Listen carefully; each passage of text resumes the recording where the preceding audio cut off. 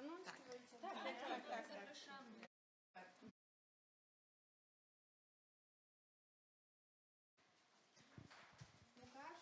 Zaczynamy. Dzień dobry, Eliza Urwanowicz-Rojecka. Ja jestem z zespołu Galerii Arsenał w Białymstoku. Jestem wraz z Zitką Chlawackową i Zuzaną Stawkową, współkuratorką wystawy Wszystkie dzieci nasze są, którą można oglądać do 30 sierpnia w Galerii Arsenał w Białymstoku przy ulicy Mickiewicza. Wystawa jest dofinansowana przez Ministerstwo Kultury i Dziedzictwa Narodowego. Tymczasem rozpoczynamy dzisiejszy dzień spotkaniem, seminarium, dzięki kolektywowi Seminarium Feministycznego. Wielkie dzięki za przyjęcie zaproszenia. I kilka słów o Seminarium Feministycznym, czyli SEMFEM-ie. Seminarium Feministyczne, SEMFEM, jest inicjatywą badawczo-artystyczną polegającą na stworzeniu miejsca spotkań, wymiany doświadczeń i wiedzy dla osób związanych z polem sztuk wizualnych. Głównym celem jest wcielanie w życie feminizmu, postrzeganego nie tylko z perspektywy ideowej i emancypacyjnej, lecz także, co ważne, jako praktykowanie empatii, solidarności, troski oraz budowanie wspólnoty. Cele te SEMFEM realizuje poprzez spotkania, w których osoby uczestniczące przedstawiają prezentacje, rozmawiają ze sobą, dzielą się wiedzą, doświadczeniami, dyskutują i zwierzają się. Istotne jest dla nich pomijanie akademickiej i hierarchicznej otoczki wiedzy, zasadnicza horyzontalność, wzajemne wspieranie się i dzielenie informacjami, doświadczeniami i emocjami. Seminarium powstało w 2017 roku z inicjatywy Agaty Jakubowskiej, Anki Leśniak, Agnieszki Rejzacher i Magdy Ujmy. Pierwotnie było grupą dyskusyjną, a obecnie w nieco poszerzonej formule, w której znalazło się miejsce na wystąpienia performatywne, jest prowadzone przez Ankę Leśniak, Agnieszkę Rejzacher, Karolinę Majewską-Gedę, Paulinę Olszewską i Dorotę Walentynowicz, które są dzisiaj z nami.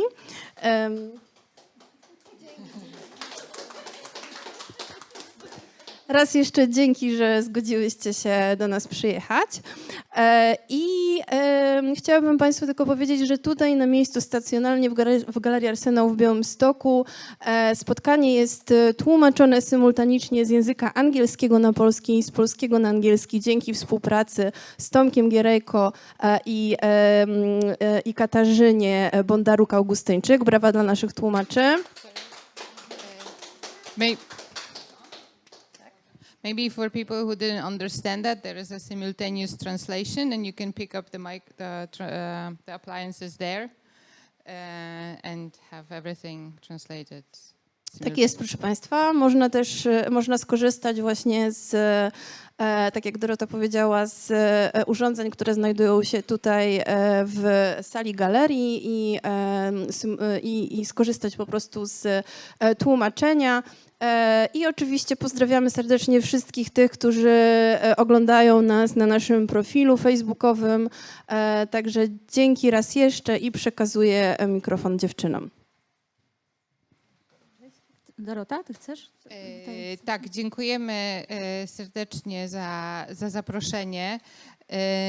Właśnie tutaj mam taką wątpliwość, czy ta informacja o tym tłumaczeniu jest dla wszystkich dostępna, bo tu wchodzą osoby i nie wiem, czy są na to przygotowane, ale widzę.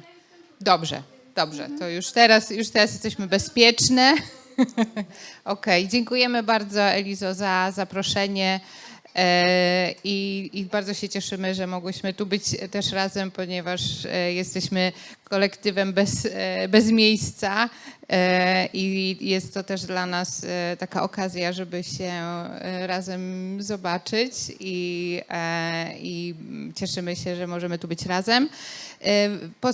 Taki miałyśmy pomysł, znając zamysł tej wystawy, że może zagadnienie, szukałyśmy zagadnienia, które byłoby z naszej strony pewnym takim naszym wtrętem, ale też korespondowało z tematem wystawy, I doszłyśmy po burzliwych dyskusjach do wniosku, że faktycznie ten temat edukacji jest czymś, o czym myślałyśmy już od jakiegoś czasu i on jakby czekał na odpowiednią okazję i bardzo się cieszymy, że ta okazja się dzisiaj nadarzyła. Rozpisałyśmy taki open call jakieś 1,5 miesiąca temu właśnie z zaproszeniem do udziału. No i wyjątkowo dużo odpowiedzi otrzymałyśmy. Niestety nie byliśmy w stanie zaprosić wszystkich. Możemy tylko uwzględnić 5 prezentacji ze względu na ograniczenia czasowe i wszelkie. Więc mam nadzieję, że jeszcze powtórzymy tą edycję, ponieważ no widać, że jest to temat ważny i spotkał się z szerokim jakby oddźwiękiem, więc myślę, że warto i dlatego też bardzo się cieszymy, że jesteśmy tutaj w tak licznym gronie. I będziemy mogły przedstawić bardzo różne perspektywy na ten jednak duży temat uczenia i oduczania. Tak. I warto, jeśli chodzi o organizacyjne kwestie, to jest pewna zmiana w programie, prawda? Czyli tak.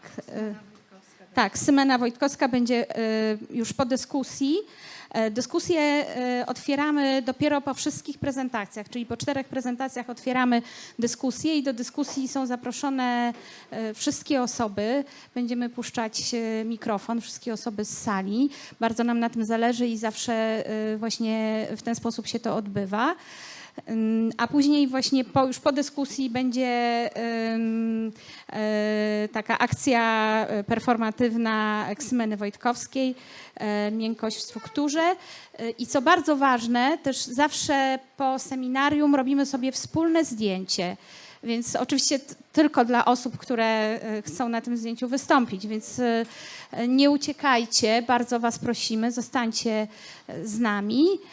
No i też przypominamy o tym, będziemy pilnowały czasu 20 minut na wystąpienie. Bardzo was prosimy. No właśnie, to jeśli chodzi o czas, to ja jestem osobą odpowiedzialną tutaj za... Tak, jestem złą policjantką, która jest bezwzględna i będzie pilnowała czasu, ale chodzi nam o to, żeby jednak każda osoba wypowiadająca się miała tyle samo czasu, żeby tego czasu też nie zawłaszczać i żeby został czas na dyskusję, bo to też jest dla nas bardzo ważne, bo nie chodzi o to tutaj o to bierne słuchanie, ale też o dyskutowanie i omawianie tych wszystkich tematów, problemów, które tutaj wybrzmieją. Więc ja mam budzik dzwoni po 15 minutach, to jest dla was, dla osób występujących, to jest znak, że zostało jeszcze 5 minut i kolejny dzwonek po 5 minutach, czyli już kończymy. No dobrze. Także zaprosimy Jaśminę Wójcik, naszą pierwszą wspaniałą prelegentkę, która opowie o swoich holistycznych praktykach. Tu masz mikrofon, jest pilot. Okej, dzień dobry. Pilot do przewijania prezentacji. Dzień dobry. Okej, aha. Dobrze, dzień dobry Państwu. Nazywam się Jaśmina Wójcik, jestem reżyserką, edukatorką, dziękuję bardzo, artystką wizualną i dzisiaj podzielę się z Państwem swoim doświadczeniem holistycznych praktyk pracy ze społecznościami. Dlaczego holistyczne? Ponieważ dotyczą całego ciała, to znaczy ta praca czy edukacja według mnie, no to właśnie to nie tylko uczenie się przez głowę, ale także przez ciało, to wymiana, to fluktuacja. Więc na początku mam dużo slajdów, ale będę je przerzucała. Na początku chciałam się podzielić 10-letnim doświadczeniem pracy ze społecznością byłych robotników i robotnic z fabryki Ursus, fabryki traktorów w Ursusie. I ja nie znałam, byłam bardzo ciekawa tego miejsca, nie znałam go jako działającego miejsca. Mój ojciec urodził się w Ursusie, więc kiedy spotykałam się z robotnikami, robotnicami, oni starali się nauczyć mnie tej fabryki, czyli pokazywali mi swoimi ciałami, jak wyglądała ich praca. I to było niesamowite, coś co tak jak Państwo mówi, 10 lat pracy, więc tutaj skupię się tylko na jakby efekcie końcowym tego, to znaczy stwierdziłam, że te ciała, ich ruch, onomatopeiczne powtarzanie przez robotnice i robotników tego, jak działały te maszyny, spowodowały, że stworzyłam razem z nimi partycypacyjnie film Symfonia Fabryki Ursus, który opowiada o jednym dniu, o takim powrocie właśnie tych osób na teren fabryki, która dzisiaj już nie istnieje, zostały tylko ruiny. I to był dla mnie niesamowity proces, bo dzięki nim to ja się nauczyłam tego miejsca, to ja potrafiłam sobie je wyobrazić, jak ono wyglądało. Ale gdzieś w międzyczasie także pracowałam ze społecznościami dzieci, sama jestem mamą, więc ponieważ zobaczyłam, jak działa w naszym kraju system edukacji i nie było to przyjemne doświadczenie, tu jeszcze pokazuję Państwu prezentację z Ursusa, ale właśnie gdzieś tam w międzyczasie i że ta edukacja okazywała się w wypadku moich dzieci wszystkim, co zaprzeczało naszym wierzeniom, tym budowaniu społeczności, takim wierze właśnie w to, że dziecko jest kreatywne, że ma też swoją mądrość. I zaczęłam to sobie, ponieważ jestem właśnie artystką wizualną, więc zaczęłam te wszystkie sytuacje sobie sama tłumaczyć, ale też się nimi dzielić. A ponieważ czytałam dużo i Janusza Korczaka, czyli Henryka Goldschmidta, i Arno, i André Sterna, i Jaspera Jula, i Kena Robinsona, to gdzieś w mojej głowie właśnie pokazywał się ten dualizm tej starej pedagogiki, nazywanej przez Janusza Korczaka czarną pedagogiką, która się wiąże z karaniem, z krzykiem, fizyczną przemocą, ale także pruskim systemem edukacji szkolnej, bo dla mnie ławka szkolna jednak i te 45 minut wytrwania w niej jest systemem opresji, ale czego uczyłam się od swoich własnych dzieci i co czerpałam z alternatywnych metodologii edukacyjnych, to właśnie nowa edukacja, to zrównanie poziomu wzroku osoby dorosłej z wzrokiem dziecka, tu Janusz Korczak, czy właśnie kręgi jako podstawa komunikacji takiej równościowej i tego, że dzieci świetnie się, ale dorośli też świetnie się czują w tej formule, ponieważ nie ma osoby, która mówi ex cathedra, tylko każdy może zabrać głos. I potem pojawiła się, znowu wynikająca z obserwacji dzieci, z tego, że błoto, patyk i kamień to są najlepsi przyjaciele, ale także mogą być wszystkim, czyli ta natura, która też jest wytchnieniem. Zadałam sobie sama pytanie, co jeśli pozwolimy dzieciom po prostu być w naturze, co jeśli uciekną z opresyjnego systemu edukacji pruskiej.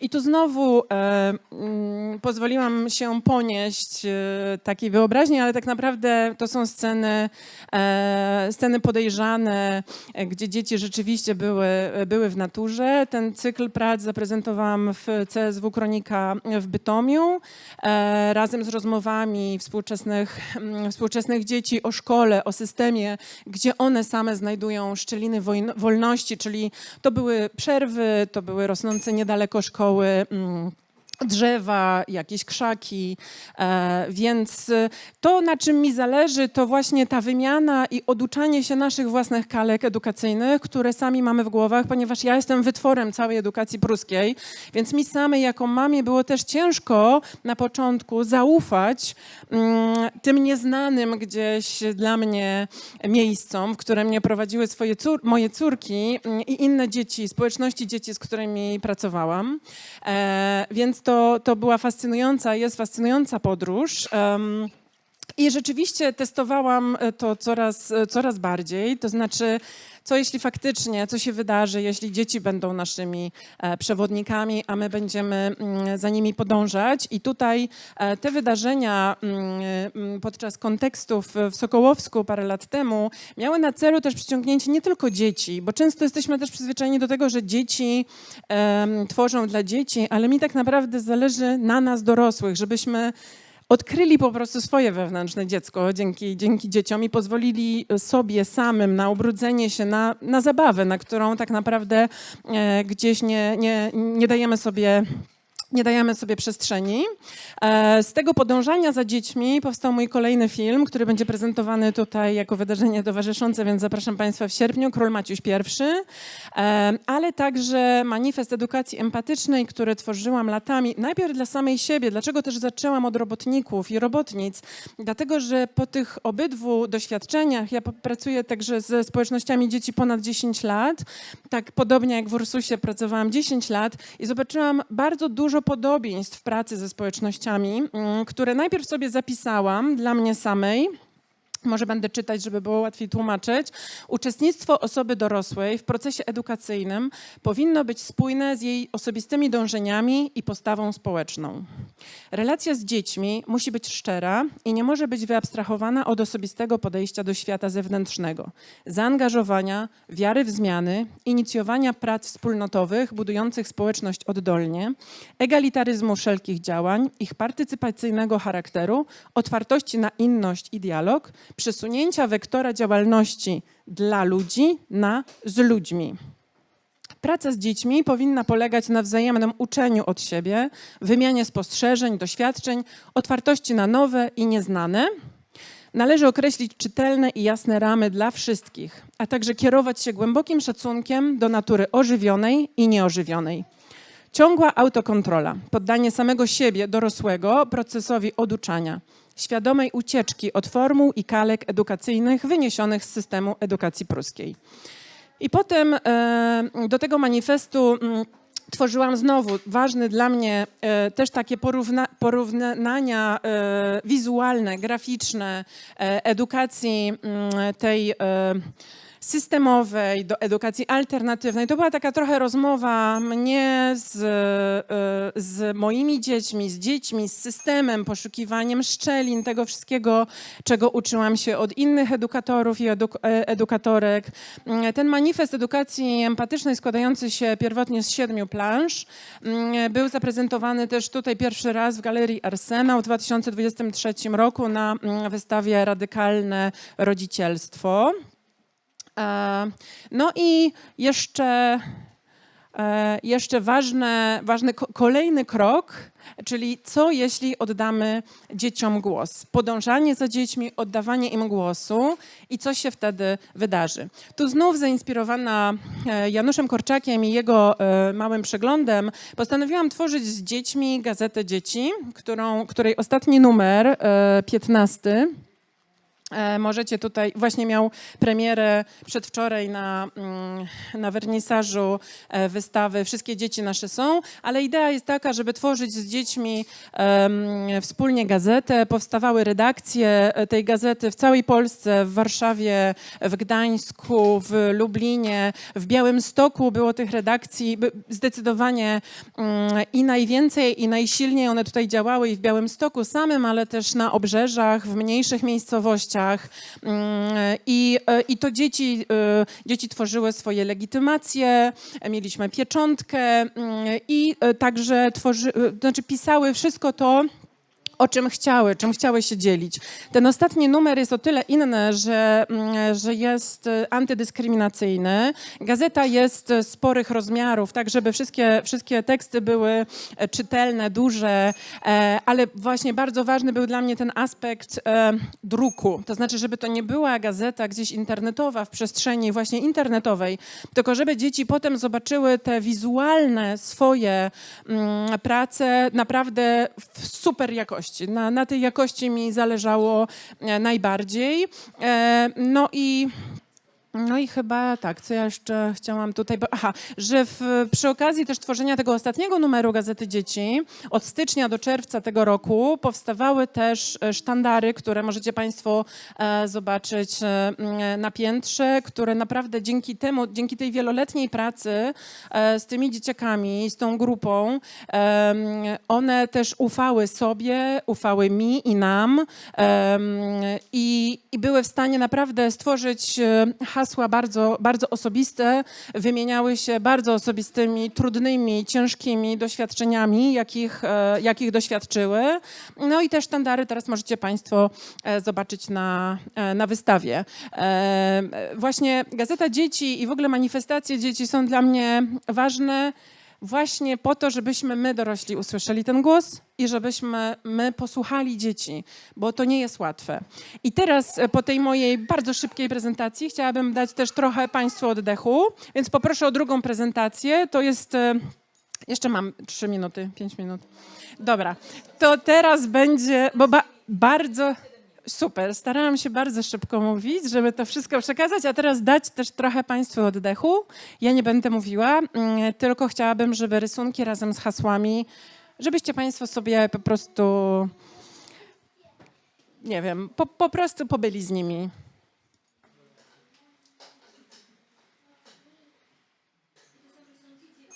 Nie, to są moje rysunki.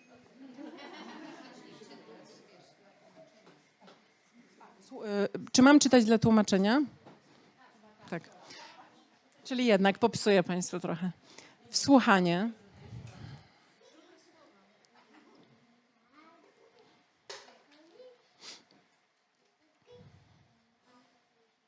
Zadbanie o dobrostan.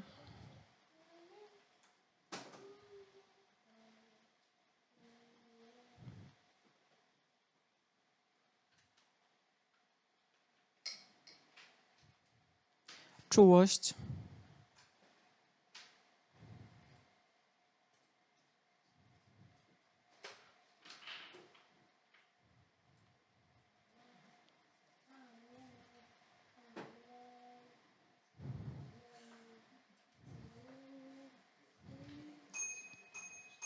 Cierpliwość.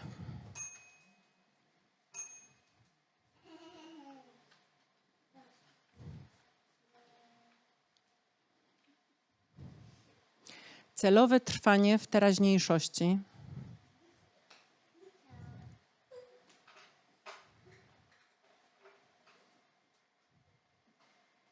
Życzliwość dla siebie i innych.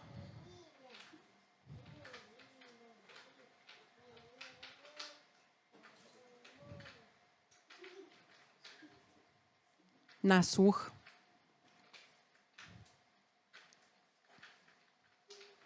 Wzmacnianie więzi społecznych. Nieosądzanie.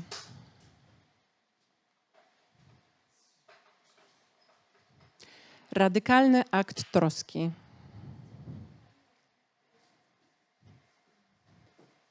Niedziałanie.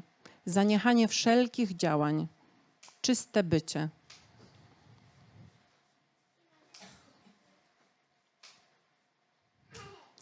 Relacyjność, życie uczciwe.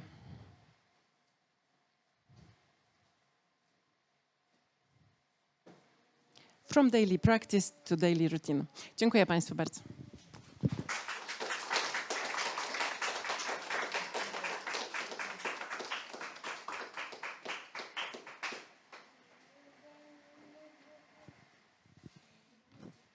Dziękujemy. Proszę zapamiętać pytania. Będziemy się nimi dzielić po tych pierwszych 4 prezentacjach. A teraz zapraszamy Grzegorza Bożka i nie wiem, sam będziesz prezentował, czy z Magdaleną Koperską?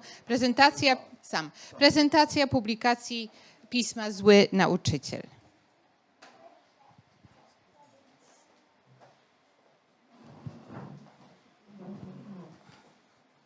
Dzień dobry Państwu. Nazywam się Grzegorz Bożek.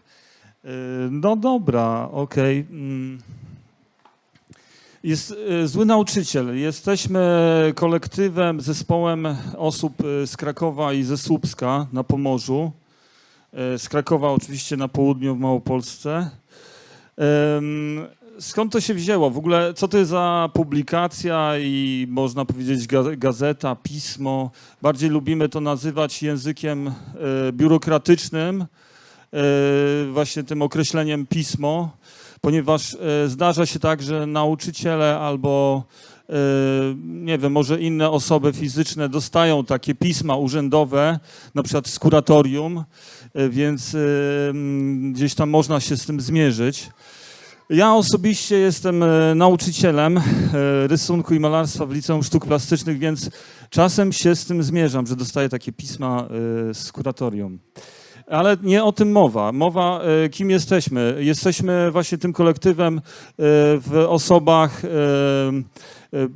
Paweł Marcinek z Krakowa, Agnieszka, artysta wizualny i pracownik teatru, mechanizator, Agnieszka Piksa, również artystka wizualna, Magdalena Koperska, która miała dzisiaj tutaj z nami być, ale przyjechałem sam. Magdalena Koperska, jej tekst będę o tym mówił, o czym ona pisze jakby w tych publikacjach. No i ja, Grzegorz Bożek, nauczyciel i uważam się za malarza, jakby pracuję w tej materii malarskiej. No ale przez to, że też gdzieś tam po drodze zajmowaliśmy się twórczością poetycką i pisaniem, gdzieś tam obok tej sztuki wizualnej literatura wskoczyła, to był taki pomysł w ogóle, żeby coś zacząć wspólnie drukować i jakby gdzieś to była taka pewna intencja, ale ta intencja sprowokowała jakby samą myśl o tym, że w ogóle jakby takiej reanimacji tego, żeby wyjść z takiej, no może nie wiem, czy strefy komfortu, ale żeby po prostu zacząć się komunikować między różnymi osobami, różnymi ludźmi, no, w tych swoich obszarach, tam gdzie ludzie ci mieszkają i mogliby coś ciekawego opowiedzieć o życiu, o tej tkance społecznej, która nas otacza i również o systemie. Zły nauczyciel to jakby też taki temat, ja może w ogóle rozdam, bo też, rozdam, zaraz też parę egzemplarzy, żebyście sobie Państwo wzięli do ręki, tak? I jakby to poczuli w dłoniach, bo też jak chciałbym, żeby to miało taki wymiar, żeby gdzieś tam to sobie samemu zobaczyć, przekartkować, przestronicować.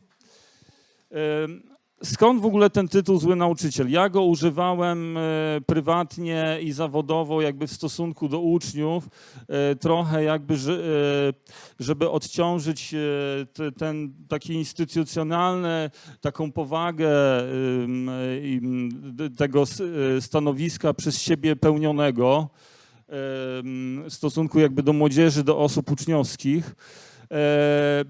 I to jest właśnie też trochę o tym, że stając jakby w takich różnych rolach społecznych, czasami czujemy się nieadekwatnie do swojej roli. Na przykład będąc tym nauczycielem albo wychowawcą, ja byłem, jak zaczynałem pracować, byłem wychowawcą 2 klas jednocześnie. Miałem te spotkania z rodzicami, z uczniami. W jakiś sposób zacząłem czuć, że młodzież, osoby uczące się w szkole też wymagają od nas jakby, czy rodzice tej takiej pozycji właśnie tej poważnej, takiej właśnie tej adekwatnej do sytuacji.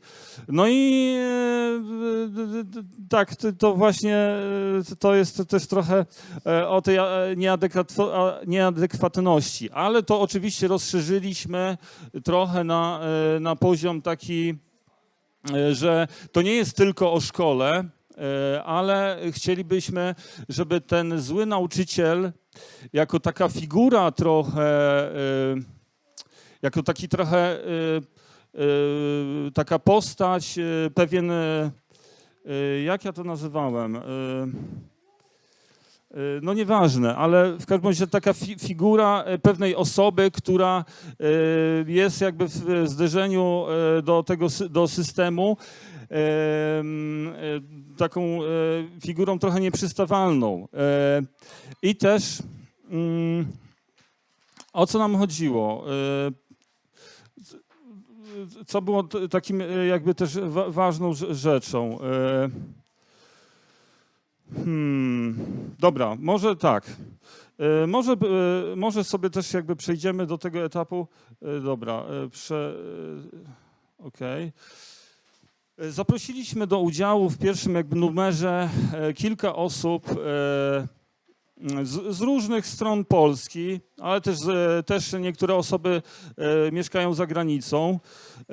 I jakby ważne też było dla nas jakby spojrzenie na pewien fakt łączenia zawodów albo znajdowania się w pewnych obszarach zawodowych, bo tutaj na przykład na pierwszej stronie mamy akurat tekst taki poetycki, który się nazywa Z okna w podróży, który jest autorstwa Antoniny Gałeckiej z Darłowa.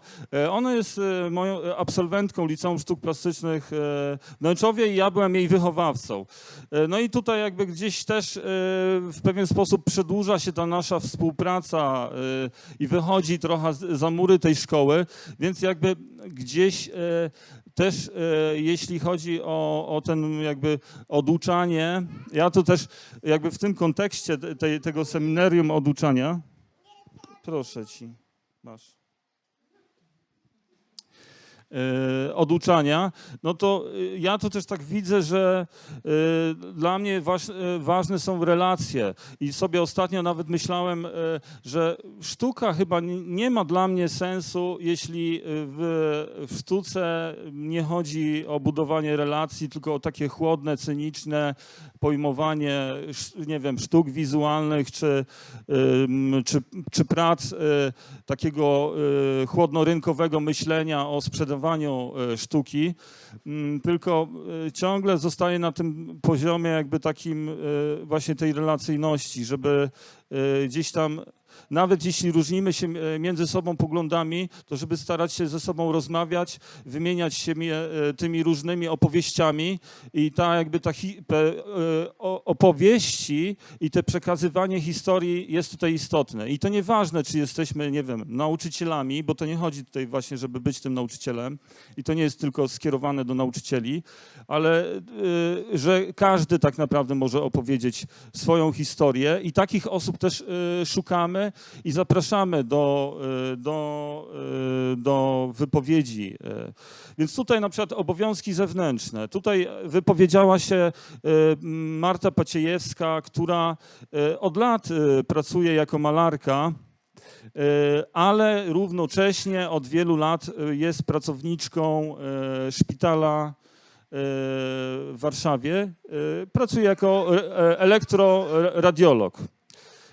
No i to też jakby to ciekawa sprawa. Ona opowiadała w tych obowiązkach zewnętrznych o takim podwójności swojego życia. Mr. Jekyll, Mr. Hyde.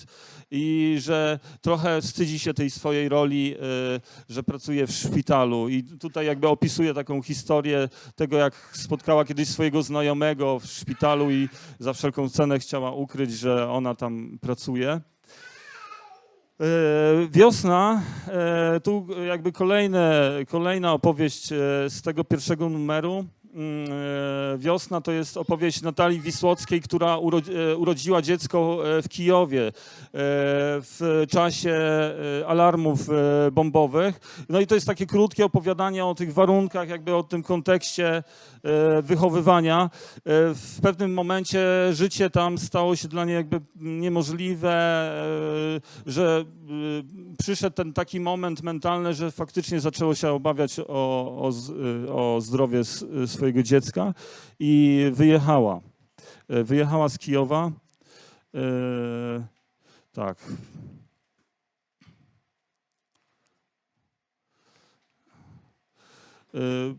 Też jest jedno opowiadanie tutaj w tym numerze, placówka z notatnika pracowniczki Domu Dziecka. To jest tekst Magdaleny Koperskiej, która tutaj właśnie miała ze mną przyjechać i razem jakby też w kolektywie z Połem robimy tutaj tego złego nauczyciela. O tym bardzo dużo rozmawiamy i staramy się też ściągać do współpracy inne osoby.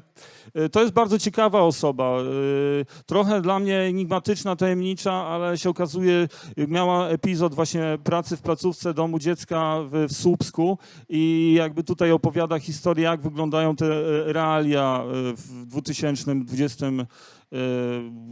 w latach właściwie 20. Tego wieku, jak wyglądają te realia pracy w domu dziecka, który nie jest takim typowym domem dziecka, który my kojarzymy z dzieciństwa, że to jest dom. Te mieszkania są lokowane na przykład w Słupsku, w kamienicy, tam mieszka około 10 dzieci i tam się dzieją jakby różne historie, o których ona opowiada. Kolejnym tekstem jest na przykład tutaj Aleka. Tutaj występuje jako Aleka, ale jakby odsłonię, że to jest Aleksandra Polisiewicz, Aleka Polis, artystka wizualna. Ona też pracuje w szpitalu psychiatrycznym i tutaj też jest wątek jakby jej działań edukacyjnych z osobami które potrzebują tej pomocy, wsparcia psychologicznego. Jej działania pod tytułem Ławica jakby są efektem, wynikiem tej współpracy, więc nawiązując do samej jakby struktury idei złego nauczyciela, my nie chcieliśmy jakby robić tekstów, robić przekazu o tym, że jak jest źle, że jakby uprawiać trochę narzekanie na rzeczywistość i na system, tylko też zaproponować jakieś pozytywne rozwiązania czy pozytywne przykłady pedagogiki i edukacji, żeby bardziej się skupić na tej jasnej stronie tego, jak można pracować, jak można się komunikować za pomocą sztuki, literatury, czy też różnych innych tego typu działań. Więc Aleka bardzo ciekawe rzeczy robi, jakby tutaj powstają na jej warsztatach, jakby też nie będę się w to wgłębiał bardziej szczegółowo. No jest też mapa nieoznaczona, to jakby to jest kolejny przykład poszukiwań edukacyjnych. Tym razem jakby trochę w wykonaniu nauczyciela rysunku i malarstwa z Nałęczowa, Łukasza Głowackiego. Nie wiem, czy ty, Jaśmina, jesteś jakby absolwentką plastyka w Nałęczowie?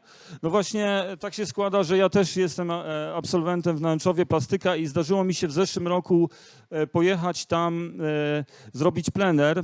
To jest miejscowość uzdrowiskowa, więc jakby uznałem, że nie będziemy tam jechać, harować i malować głównie obrazy, bo niestety dzisiaj jest tak w szkołach, szczególnie w plastykach, że jest na fokusowanie na pracę, na harówkę, na osiąganie wyników, cyferek, wygrywanie konkursów. Jeśli tego nie ma, no to już się robi tak trochę słabo, tak?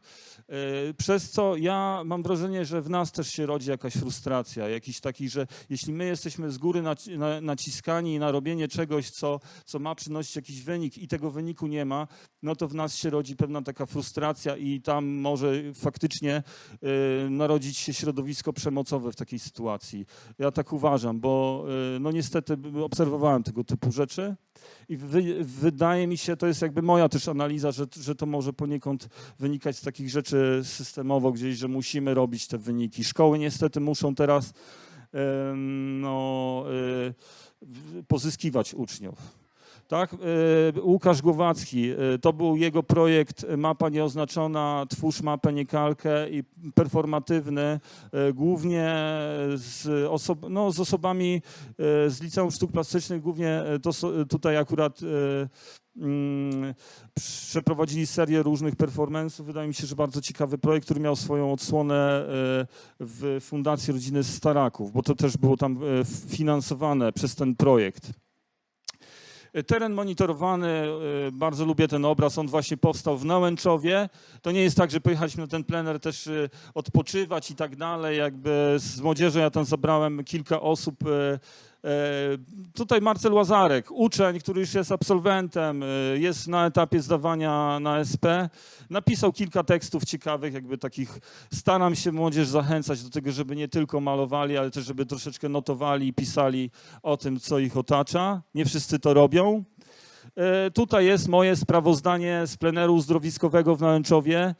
To jest takie jakby forma literacka w formie takiego sprawozdania, jakbym pisał to do dyrekcji, do dyrektora, że dał mi pieniążki na ten wyjazd i ja muszę mu się sprawozdać, ale on jest przekraszony takimi odchyłkami od normy.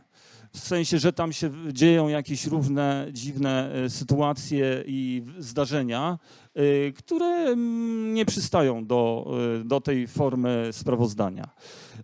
No więc dlatego się znajduje tutaj emblematyczny posiłek dla Lubelszczyzny, czyli cebularz. Nie wiem, czy znacie cebularza, ale to jest placek z cebulą, tradycyjna kuchnia, nie wiem, może prawdopodobnie żydowska.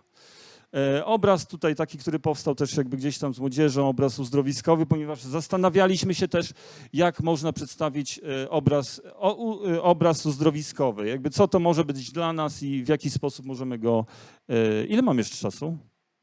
5 minut. No dobra, słuchajcie, zapraszam niecałe 5 minut, tak? Słuchajcie, jest jeszcze wiele innych różnych rzeczy. Robimy drugi numer. Drugi numer będzie wychodził nakładem Lotnego Domu Wydawniczego w Katowicach. Zaprosił nas do udziału Łukasz Trzciński, dyrektor BWA Katowice i prawdopodobnie to tam wyjdzie niebawem do druku. Miało to być w czerwcu, ale przez to zaproszenie przesunęło się na lipiec. Też będzie ciekawy, trochę bardziej na klimatach urlopowych skupiony, ale tak nie bardzo. Trochę też jakby gdzieś tam w tle będzie pobrzękiwała wojna i to zagrożenie wojenne. Więc zapraszam was. Jeśli to też jest naszym celem, że ja tu jestem, że jeśli ktoś by chciał się podzielić swoją historią, chciałby jakby też o czymś opowiedzieć, co zapraszamy do zgłaszania, do swoich tekstów. Tutaj jest na maila. Ja też później mogę pozbierać jakieś maile i odesłać wam jakieś tam, nie robimy newsletterów, ale jakby jeśli ktoś będzie zainteresowany, to zapraszamy do współpracy, ponieważ chcielibyśmy, żeby to była forma otwarta, nie, że wybieramy też drugi numer też był oparty trochę nie na open callu, ale na wolnym naborze, bez tematu, nie narzucamy jakichś tematów szczególnie, też zły nauczyciel też nie jest tematem, tutaj absolutnie, tylko bardziej korespondencja nas interesuje między ludźmi, żeby się komunikować i nawiązywać ze sobą relacje. To jest jakby takim bardzo ważną dla nas rzeczą. Na koniec właśnie bym poprosił tego PDF-a, o włączenie tego PDF-a z numerem drugim. Tam będzie taka okładka, to już wtedy dostaną Państwo zajawkę. Numer oczywiście... Tak, to jest drugi numer, okładka z Archaniołem Arielem, to się nazywa, czyli człowiekiem, osobą na wielbłądzie. No i już mamy spis tutaj jakby tytułów, także już to jest złożone. To pismo, z racji tego, że jakby to jest, niezależnie to robimy i sami to finansujemy, dystrybuujemy za 25 zł. Ale oczywiście, jeśli Państwo nie są przygotowani, to nie ma problemu, jakby też możemy za darmo tutaj też rozdać. Organizatorom oczywiście też przekażemy pewne egzemplarze. No i co? No bardzo dziękuję za uwagę i bardzo dziękuję, że mogliśmy tutaj wystąpić jako zły nauczyciel i zostaliśmy zaproszeni do zrobienia seminarium, uczestniczenia w tym seminarium. Także dziękuję bardzo że...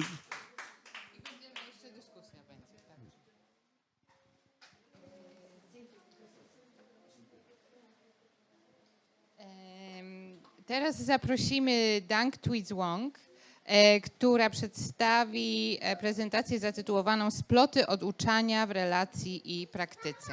Zapraszam.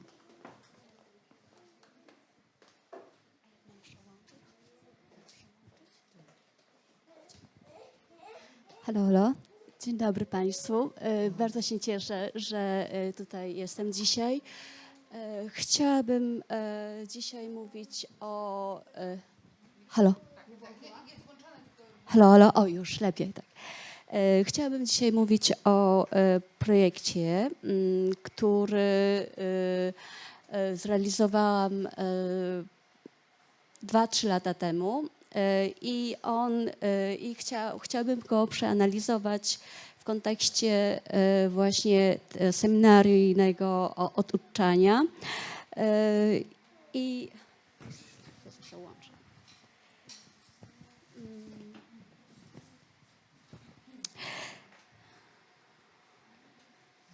Dobrze. W ogóle temat seminarium prowokowało mnie do zastanowienia się nad wagą oduczania w mojej praktyce artystycznej, jak i dydaktycznej.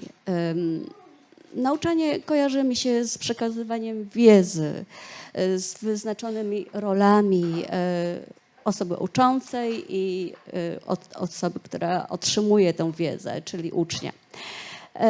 Z kolei oduczenie może też z kolei się kojarzyć w pierwszej kolejności z rezygnacją z tego modelu przekazywania wiedzy.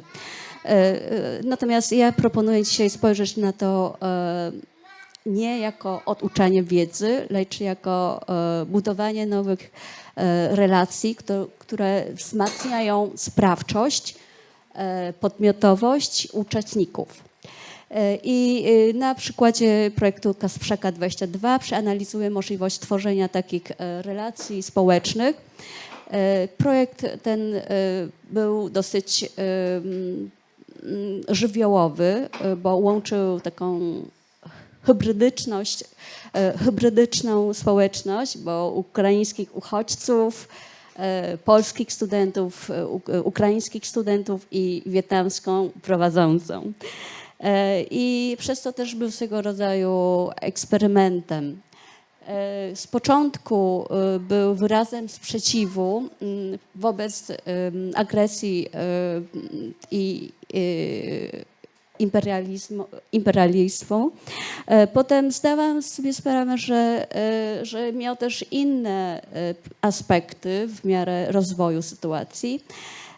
I dzisiaj mogę powtórzyć słowa moich przemyśleń, które pisałam o taktyce artystycznej, którą miałam wówczas, a brzmi tak. Ten projekt miał jakby takie umocowanie estetyki w sferze praktyki edukacyjnej i codzienności doświadczenia i cechowało się w swojej istocie procesualnością podszytą logiką heurystycznej, nieustannie poszukującej nowych połączeń międzyludzkich.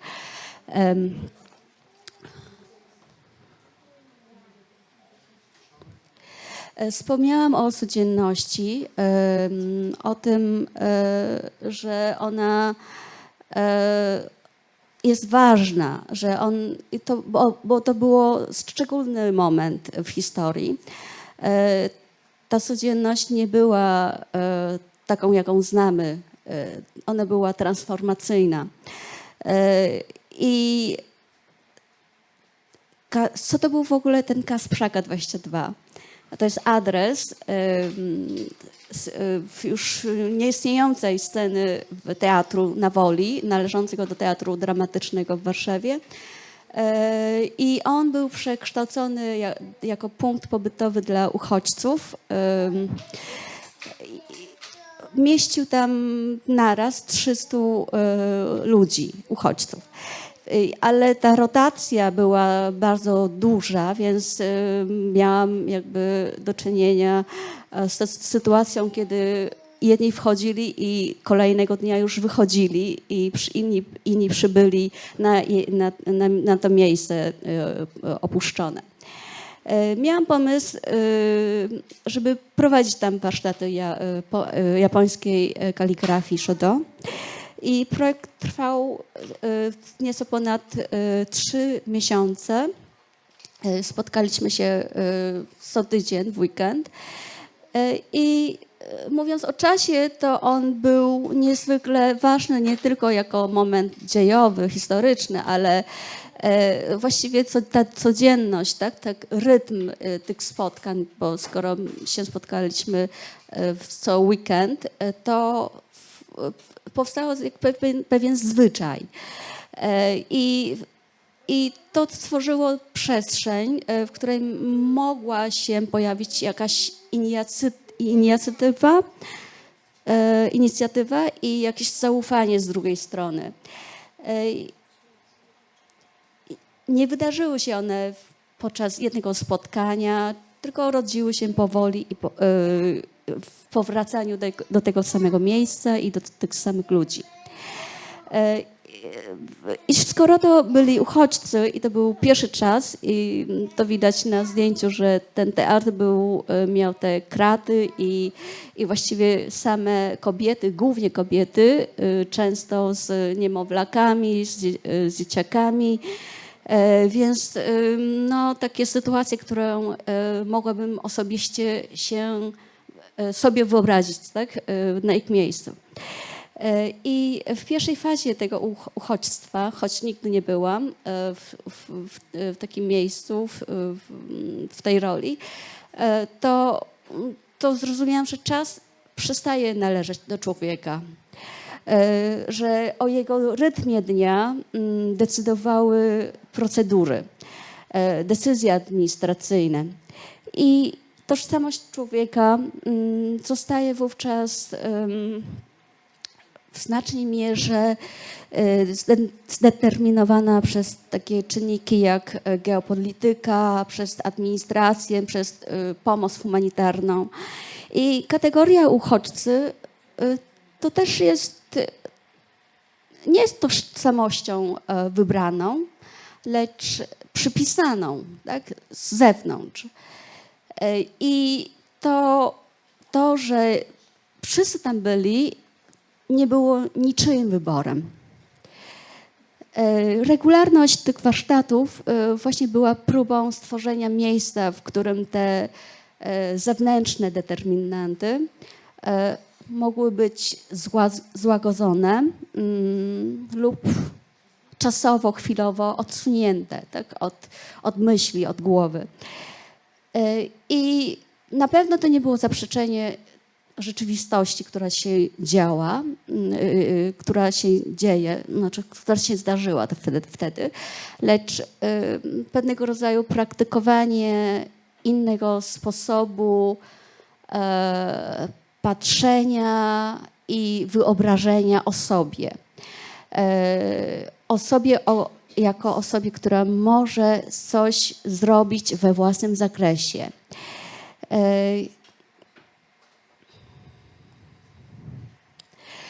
To zdjęcie pochodzi właśnie z jednego z tych okien w teatrze, w byłym teatrze.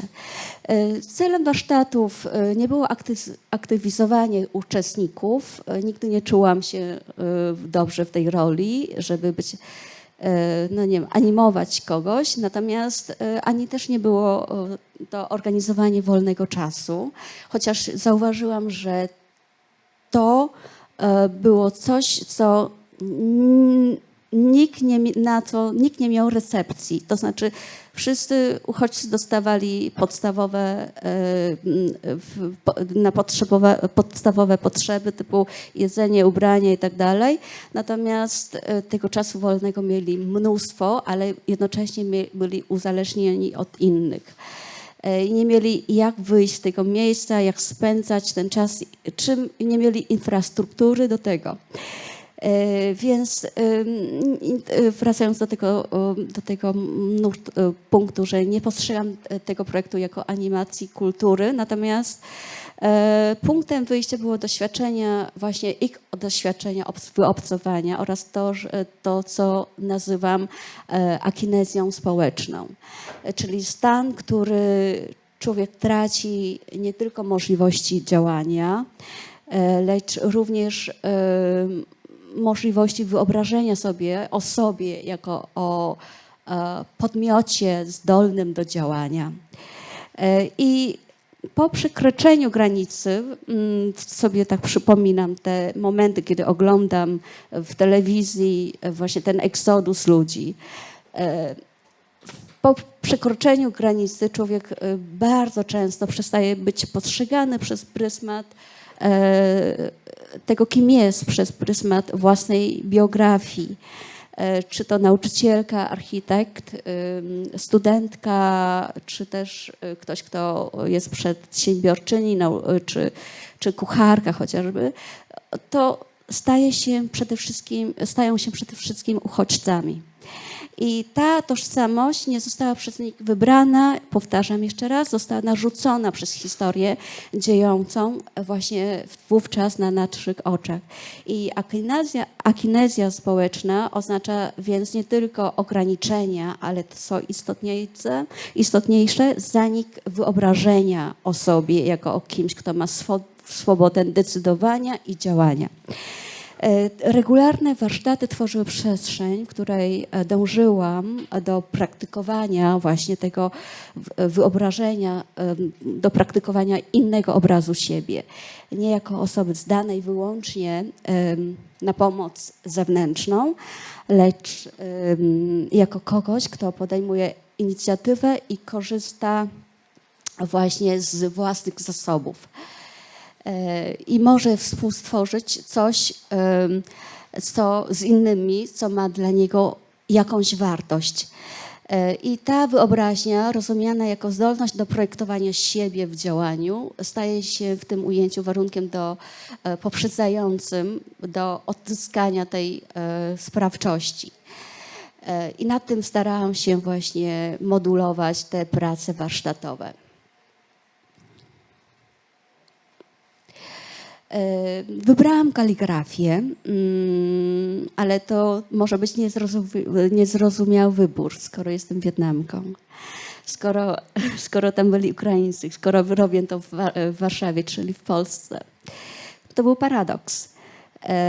Ale kaligrafia japońska była swego rodzaju takie medium edukacyjne, które było narzędziem, pretekstem, żeby się spotkać. I właściwie napisałam też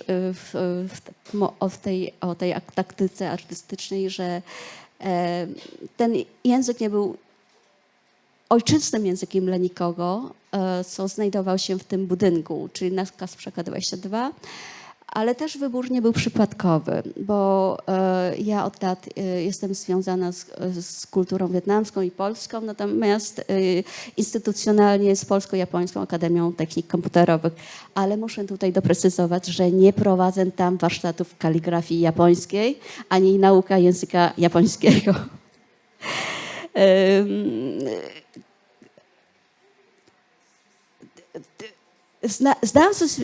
Zdałam sobie sprawę, że ta przestrzeń, w której się znajdowałam, wcześniej jako wolontariuszka, później jako prowadząca warsztatu, ona jest swego rodzaju trzecią przestrzenią, która no, tutaj jest często nazwana pogranicza, czy też przez Glorię Anzalidłę nazwana właśnie tak, że jest to przestrzenia trzecia, natomiast wolałabym inaczej to nazwać, na przykład inna przestrzeń, albo nie wiem, czy jakaś byłaby inny sposób nazwania tego, ale żeby nie nawiązać do właśnie tego pierwszego świata, drugiego świata, trzeciego świata, który gdzieś tam po świecie, o świecie słyszymy.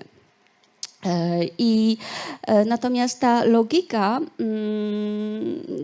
tutaj jest gdzieś tam ta logika dekolonialnych koncepcji właśnie pogranicza, tak? I właściwie trochę też może odezwało się we mnie taka wschodnioazjatycka tradycja rozumienia relacyjności i myślenia o podmiotowości właśnie w nawiązaniu do tego, co wypracujemy wspólnie. W projekcie Kasprzaka ta tak zwana trzecia przestrzeń stała się przestrzenią spotkania, kaligrafia tworzyła sytuację, w której nikt nie posiadał przewagi wynikającej z języka, z pochodzenia czy z kompetencji. Wybrałam właśnie ten język dlatego. Co prawda znaki kaligraficzne... Jeszcze 5 minut. Jeszcze 5 minut, dobrze. Są mi w pewnym stopniu znane, natomiast nie jestem ekspertką, więc to był także jakby rezygnacja z pewnej pozycji i wiedzy na rzecz tego, co mogłabym, w jaki sposób mogłabym wyrównać te dysproporcje, tak, roli. I spotkaliśmy się, żeby też zacząć interakcję z innego miejsca niż z którego było nam znane, tak? Czyli uchodźcy, ktoś, kto tu mieszka, ktoś, kto ma tutaj prowadzi zajęcia. I jeśli przejdę tam dalej. W ogóle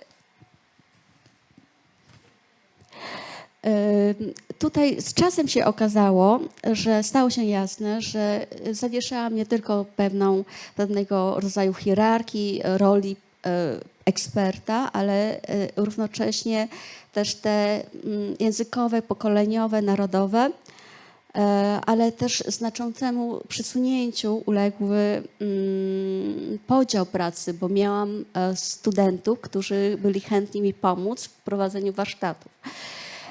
Tam wymagało właściwie sporo pracy takiej organizacyjnej i zapewnienie infrastruktury do tego, której w ogóle nie było.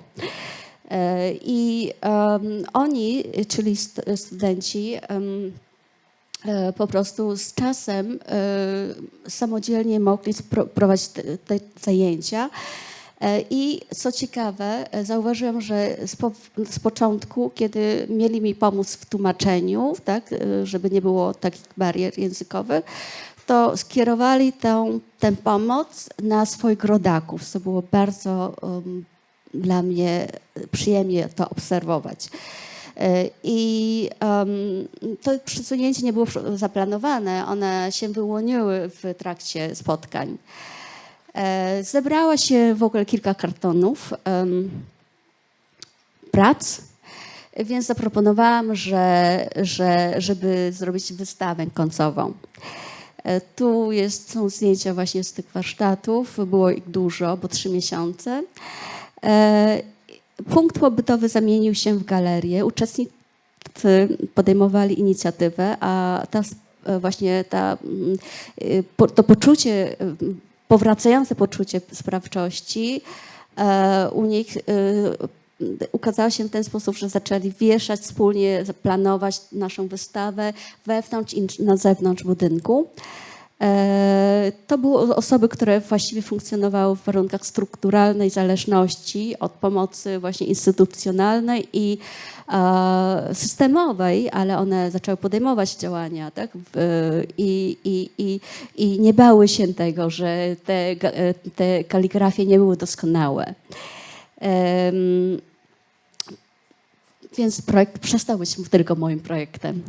Już na podsumowanie, myślę, że sztuka i edukacja może tworzyć warunki, w których uczestnicy nie tylko zdobywają, czy też przekazują wiedzę, lecz wspólnie ją wytwarzają. I w takim ujęciu dekolonialnym to uczenie, czy nauczanie, czy oduczanie jest praktyką właśnie tworzenia takich sytuacji, tak, w których możliwe staje się wejście ze sobą w nowe relacje, ale to nie jest wystarczająco powiedziane. To trzeba powiedzieć dalej, że to powinno być pójść w kierunku, przynajmniej w moim przypadku, w kierunku rozwijania sprawczości, rozumiane jako zdolność do wspólnego kształtowania świata, nawet w minimalnym stopniu. I chciałabym też przypomnieć o jednej rzeczy. Być może pierwszym krokiem do odzyskania sprawczości nie jest właśnie działanie. Jest nim odzyskiwanie wyobrażenia, tak, że działanie w ogóle jest możliwe. To tyle.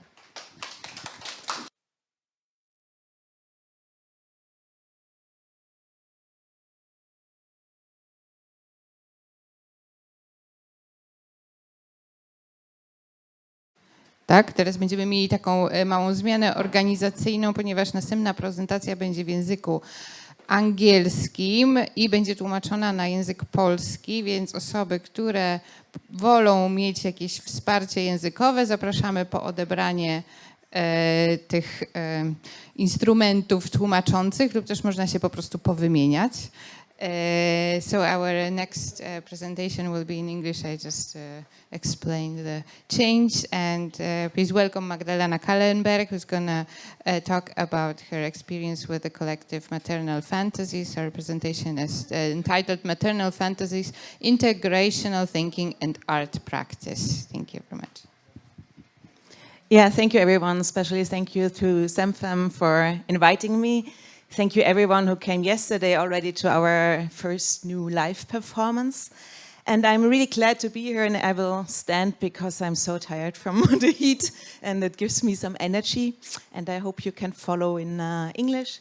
So I was really glad about the previous speakers, Yasmina, who I know, and like there is some kind of vocabulary that we share, like the focus on like tenderness, or with Bartek on connection, because actually the focus of my research work is on the work in with off maternal fantasies as connective practice. And connection means on the one hand amongst us as a collective to wider social circles, as well to different discourses. And it started like I lived very long time abroad in Egypt, and when I came back as a solo single mother, I was kind of shocked about the big gender balance, the things that were expected from me as a mother, like not getting childcare because I don't have a job. But how should I get a job if I sit on a playground? And I'm not going into these details. They are mostly from 2018, but like currently with the financial situation and the new militarization, there's many social cuts that especially affect single mothers. And so for me, this was why I'm showing these, was because there were these initial moments that it's not an individual problem. It's my personal situation. It's not an individual failure that I cannot solve being an artist and a mother. It's embedded in social injustices, a patriarchal system. And from this reason arose this idea to initiate a collective, and there were no residencies during that time where you could take the children along. So we self-organized our first residency together. And for me, this was actually really the thing. I hated sitting on playgrounds. I wanted to keep doing art, and I wanted to have some allies. And so we self-created a very simple rules for ourselves on how we work together, which means like everyone directs one image, one time you lead, one time you follow along. So in the other images, you are the performer. If you have nothing to do, you do the kitchen cleaning or take care of children. And yeah, we call it our rotational production model. And yeah, here it sounds even more intelligent. So we distribute responsibilities across authorship, organization, communication, and as well finances. For example, we rotate email responsibility, something no one wants to do, but it has to do occasionally for a month, and then someone else. So really try to look at all these different tasks of production, artistic production, on a non-hierarchical level, and to include all these care tasks into the production process, which is not like common in artistic production or in film production. And it's inspired by early modernist artist groups who try to create a better fusion of life and art. But of course, most of them were men. And yeah, the nice thing, maybe I go back to this image. So, no, this one. So the maternal fantasies consists of 7 female artist mothers, and at each residency, we had always one male partner supporting but not being a practicing artist within the collective. So it's nice as well that there are small moments where certain dynamics are changing in small scale. So part of these residencies was that in the evening when the children were asleep, we did collective writing sessions. They're influenced by automatic writing from the surrealists, and they came from our first work meetings where everyone brought one text, and one was from Hélène Cixous, Woman Right. So but what is very special about the approach of maternal fantasies is, and you saw it yesterday in the performance, we use autobiographical material, but we use it as collective material. So everyone writes individually, but then someone else edits, someone else performs. And this gives us a certain freedom to address topics, to become visible as a collective, because we are many, but not, again, not to reduce it to the personal. It's not Magdalena who has experienced it. It's some collective material, even traumas as well, positive things that we would like to address. And you saw, or we have something, we called it like art history. It's very linear, very white, very male.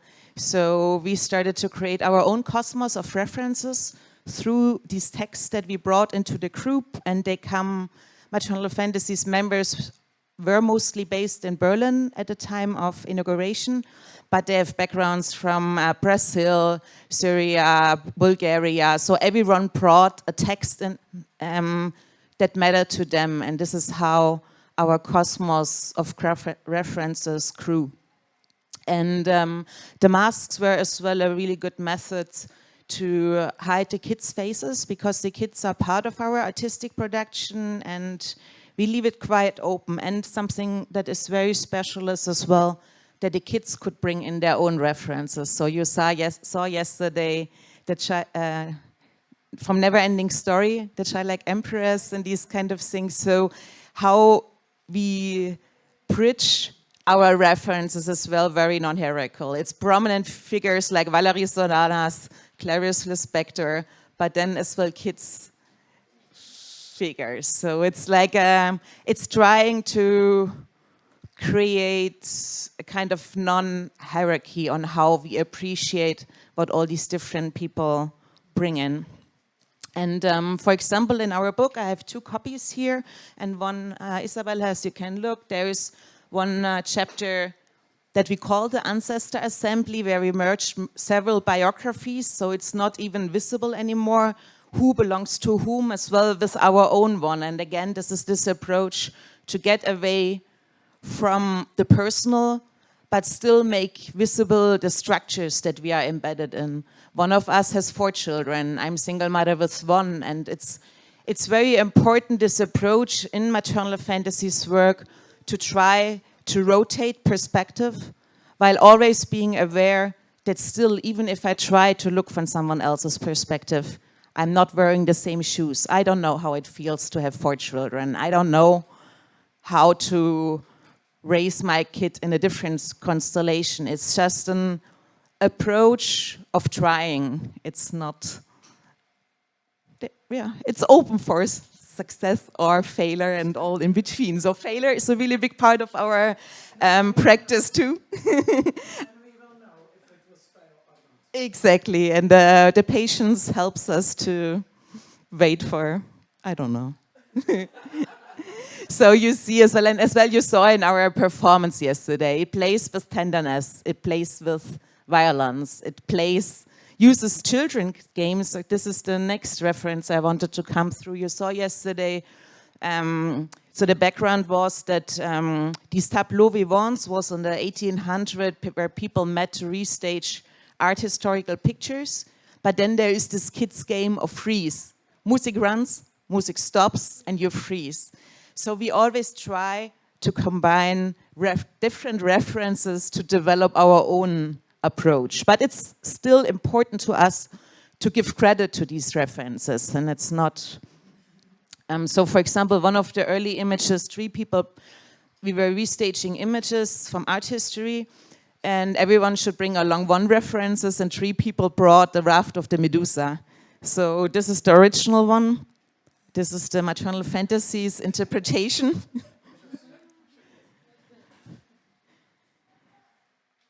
And this is how it was shown last year as a wallpaper in Wilhelm Hack Museum. And this is the other thing. It's like the Maternal Fantasies doesn't do social practice art. It's closely related, but it's really important, or for at least, I mean, everyone in the collective has different opinions. But for me personally, it was important to get these kind of works back as well in white cube spaces and to have them bold next to the others and to add on to history and to rewrite it, actually. Of course, to rewrite. This is another artistic reference coming from an Egyptian author and a poet, tell me how to disappear. And it's related as well to the book Regretting Motherhood and these 1800 Victorian age images where there was this long-term exposure and they hid the mothers behind carpets. So it's again 3 kind of references that went into this image. And a score, and a research regarding motherhood from Anna Donat, and then this pictorial framing. It's kind of famous, this hidden mother subject. It was a while quite popular on social media. And these are the body extensions that we created from paper mache as the first action before our first residency, together with the children. And there again, different imaginations come together. The mothers needed it to lean on the wall, get strength, to connect. You saw yesterday the connection part. Whereas the kids build oversized feet, wings. And so it's really about creating a cosmos of different references, imaginations. And they were inspired by Rebecca Horn, feminist artist from Germany. And 1-minute sculptures had something to do with the tableau vivant, the kids' game Freeze, but as well Erwin Wurm's 1-minute sculptures. So we even include sometimes male. We take male references too, but we absorb them and do something new with them, of course. And what is really important, and yesterday was the first time that we didn't do that, is that we give the kids the directorial role as well. So in all our other works, they are becoming directors as well. It was mostly for practical reasons that we couldn't do it for the performance we presented here, because it's end of the year. We couldn't take them off from school for the rehearsals. But I think it's a really important aspect to integrate the kids' perspective on the same eye level. And sometimes, for example, Elisa, you saw the big ABC performance in Berlin, the scene with the kids, the schoolroom. I was like, this is 50 style, I don't want to see that. But that's what they did, and we were then the students, they the teachers. And it's like, this is part of our game in a way, that you are sometimes doing things you are not comfortable doing, taking on someone's perspective that you don't share. And as well, yeah, give the kids the lead.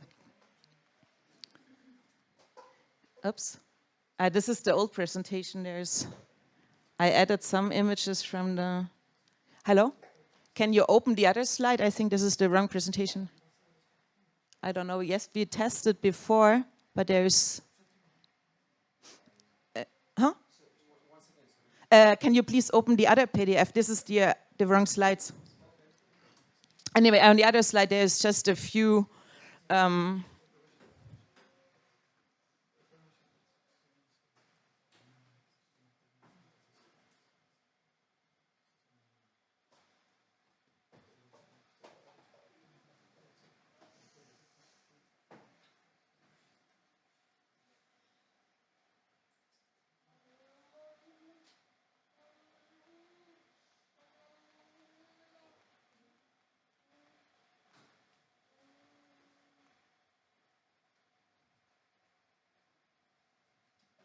Yeah, so this is the image that we showed here in Galerie Arsenal in 23. And then in the same year, as a big wallpaper in Museum Ludwig in Budapest in an exhibition. And we did some workshops with various communities around, not the world, but at least within Europe, like Athens, in Germany, and Bialystok, I don't remember, where it's always, the writing is involved, people bring in fictional characters, aunts, other references as objects on the table. So it's a continuous series of workshops we do around the First Supper.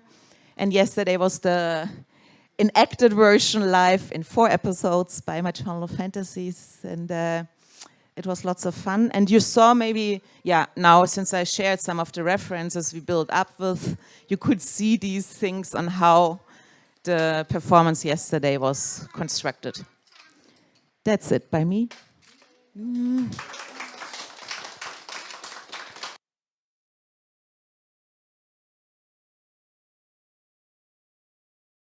Very much. Może teraz powiem po polsku, or in both, because we have 1 hour for discussion, more or less. Mamy teraz około godziny czasu na dyskusję, po której będzie wystąpienie w formie wytchnieniowej Ksymeny Wojtkowskiej.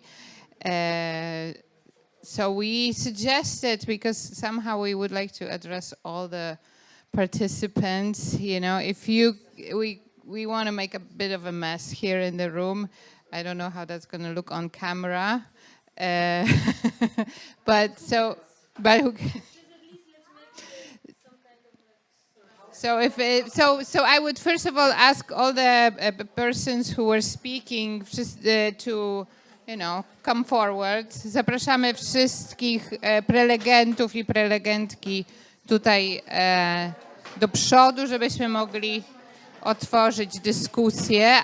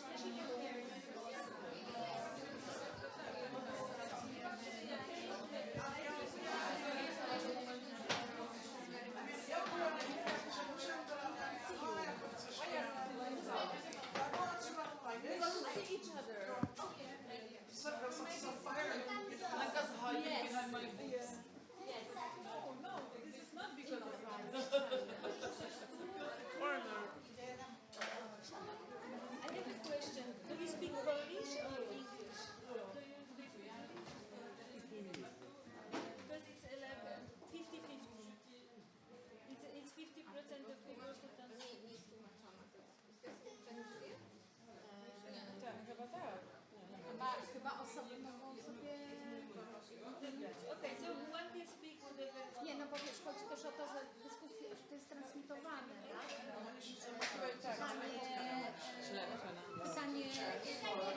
I have a question. Czy to jest komfortowe dla osób, które oglądają, bo może nam się wydawać, że tak. Dobra, to mamy tutaj mikrofony. And the question about language. Is this discussion also simultaneously translated? Because Czy tłumaczymy tą dyskusję symultanicznie? Tłumaczymy ją symultanicznie, tak jak to się pojawiało we wszelkich informacjach wcześniej, jedynie tutaj stacjonarnie. Natomiast widzki i widzowie online mogą nas słuchać w językach, w których się wypowiadamy, więc nie ma tłumaczenia symultanicznego w trakcie transmisji online. okay, so I think because whatever is more comfortable. We can try to speak or in English. A może po prostu to, co komu odpowiada? Yes, yes. Yeah, Tak. this is what I was trying to say. Or in Like, English, or or in our po- languages. But can we translate from Czech? No. No, So- no. Or in English so or it's Polish. either English or Polish.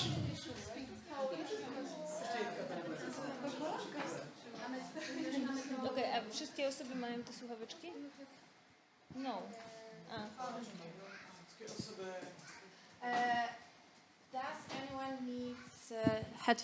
Does anyone needs headphones from the people in a round circle? No?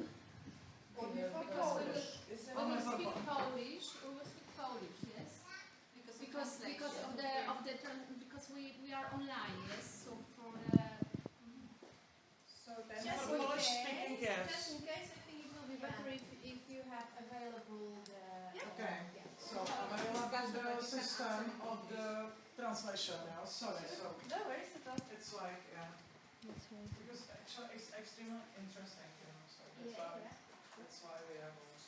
We try to be inclusive. That's why we consider this so, you know. It's complicated. Inclusive is confusing, but But I think we can start slowly. we have 2 microphones, so we will just like pass them up.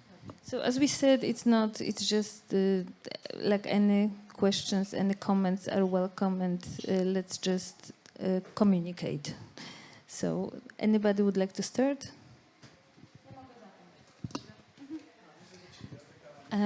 Dziękujemy Wam serdecznie za świetne prezentacje. I ja może chciałabym, ponieważ pierwsza prezentacja to była prezentacja Jaśminy, to ja zadam pytanie Jaśminie. A mianowicie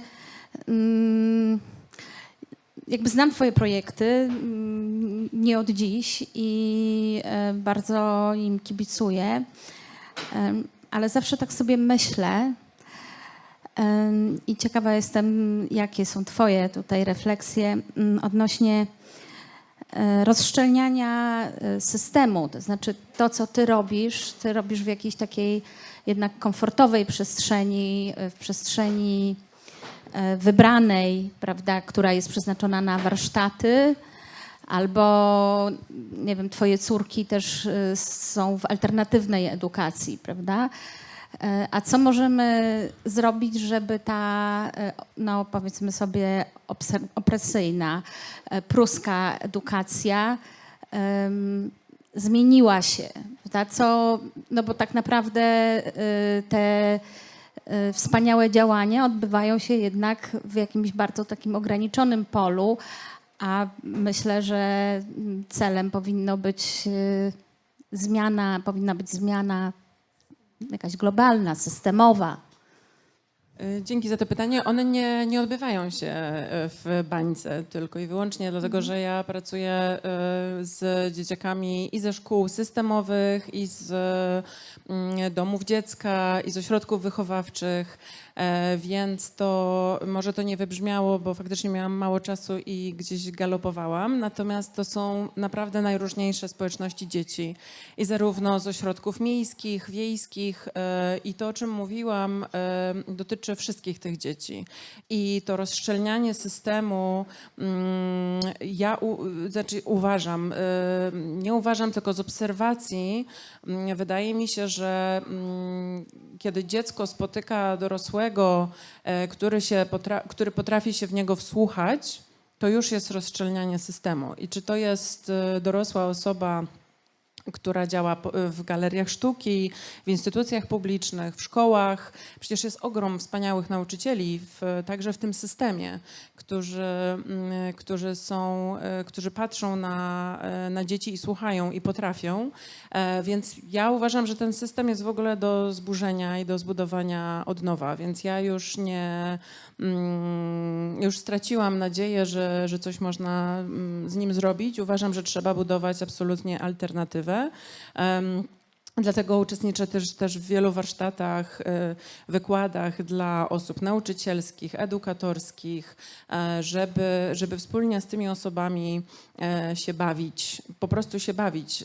I tutaj też z Elizą Urwanowicz, która siedzi obok mnie, która jest koordynatorką Gazety Dzieci w Białymstoku. Pracujemy z szkołami, też ogromnymi szkołami, które mają po, nie wiem, 9 ma kilkaset czy prawie 1000 dzieciaków.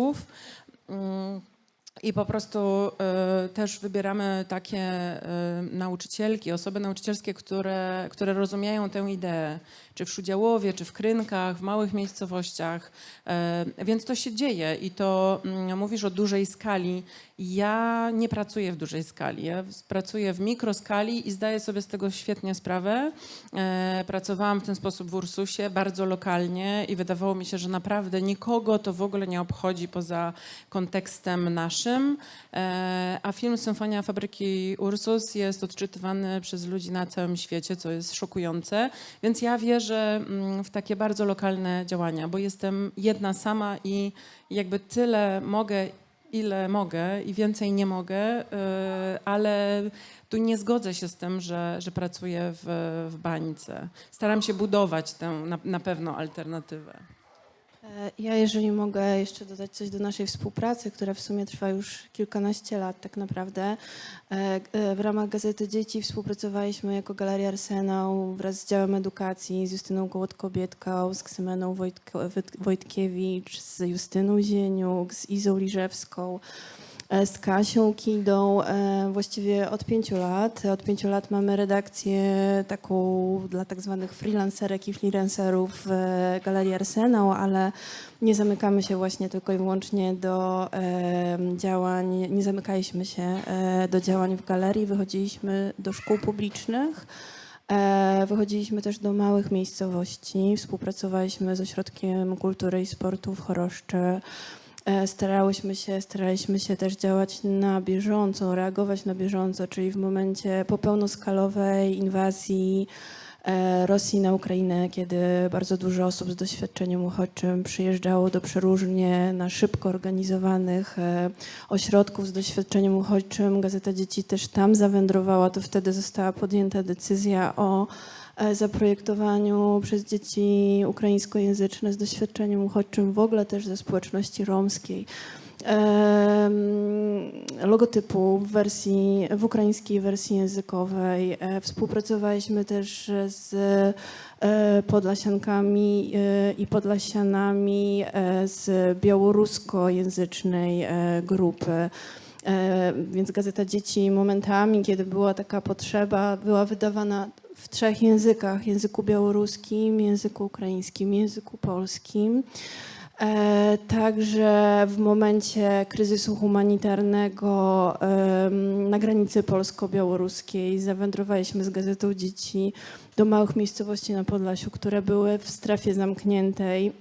Tam, ubiegając się o specjalne pozwolenia, żeby dostać się do tych szkół, docieraliśmy też tam z Gazetą Dzieci, przez checkpointy przejeżdżając, tak, i pracując wtedy z fantastycznymi dzieciakami, które z okien swojej szkoły obserwowały wojsko stacjonujące na boiskach szkolnych. Więc tutaj może nie było to na pewno działanie na szeroką skalę, bo jest to bardziej takie też pytania, co my możemy zrobić. Nie zmienimy same systemu, ale może właśnie warto się wsłuchać we własne zasoby, możliwości, bo bywało też tak, że nie wydawaliśmy na przykład 2 numerów rocznie, tylko 1, bo po prostu nie mieliśmy takich możliwości. I też pytanie o takie sieci współpracy, prawda? Bo ty działasz sama, ale zawsze budujesz fantastyczne sieci współpracy i my również staraliśmy się w ten sposób pracować z nauczycielami z regionu w ramach projektu Gazeta Dzieci. I to tak naprawdę zostaje, to znaczy te osoby, z którymi my współpracujemy, to już są osoby zaprzyjaźnione z Galerią Arsenał w Białymstoku. Jesteśmy bardzo wdzięczni za współpracę właśnie Szkole Podstawowej nr 9 w Białymstoku, Mozaice, Ośrodkowi Kultury i Sportu w Choroszczy, Szkoły Podstawowej nr 5, Szkole Podstawowej w Bielsku Podlaskiej, w Kruszynianach, tym wszystkim osobom, z którymi w Krynkach, w Przydziałowie, z Ośrodka dla osób z doświadczeniem uchodźczym w Wasilkowie. To są wszystko osoby, z którymi mieliśmy przyjemność współpracować i mamy nadzieję, że te sieci relacji zostaną. Dzięki. Dzięki serdeczne. Czy ktoś chce teraz jeszcze się wypowiedzieć? No? Yeah, because I had yesterday this nice conversation with Margarita, who is a PhD researcher from Italy, and she asked about how we started as maternal fantasies, and you were speaking about working on a micro scale and a macro scale, and actually we started on the micro scale, but there were so many other initiatives founded at the same time. The Saskia Beiler, who will speak at 5, is part of that, and is as well of institutional support of bringing these people in different networks together, where I think the micro changes and transforms towards the macro, and some things have changed in the last years in Germany at least. So I think there is the potential, and you need to do the efforts to work on the micro, but you don't need to worry about the macro. It will come. Let's hope. But I wanted to ask all of you, because you all work on the kind of edges of the system, educational, artistic, like institutional, and like pedagogic, like in a kind of different edge, different borderline between your kind of initiatives, your way of in a micro scale remaking, right?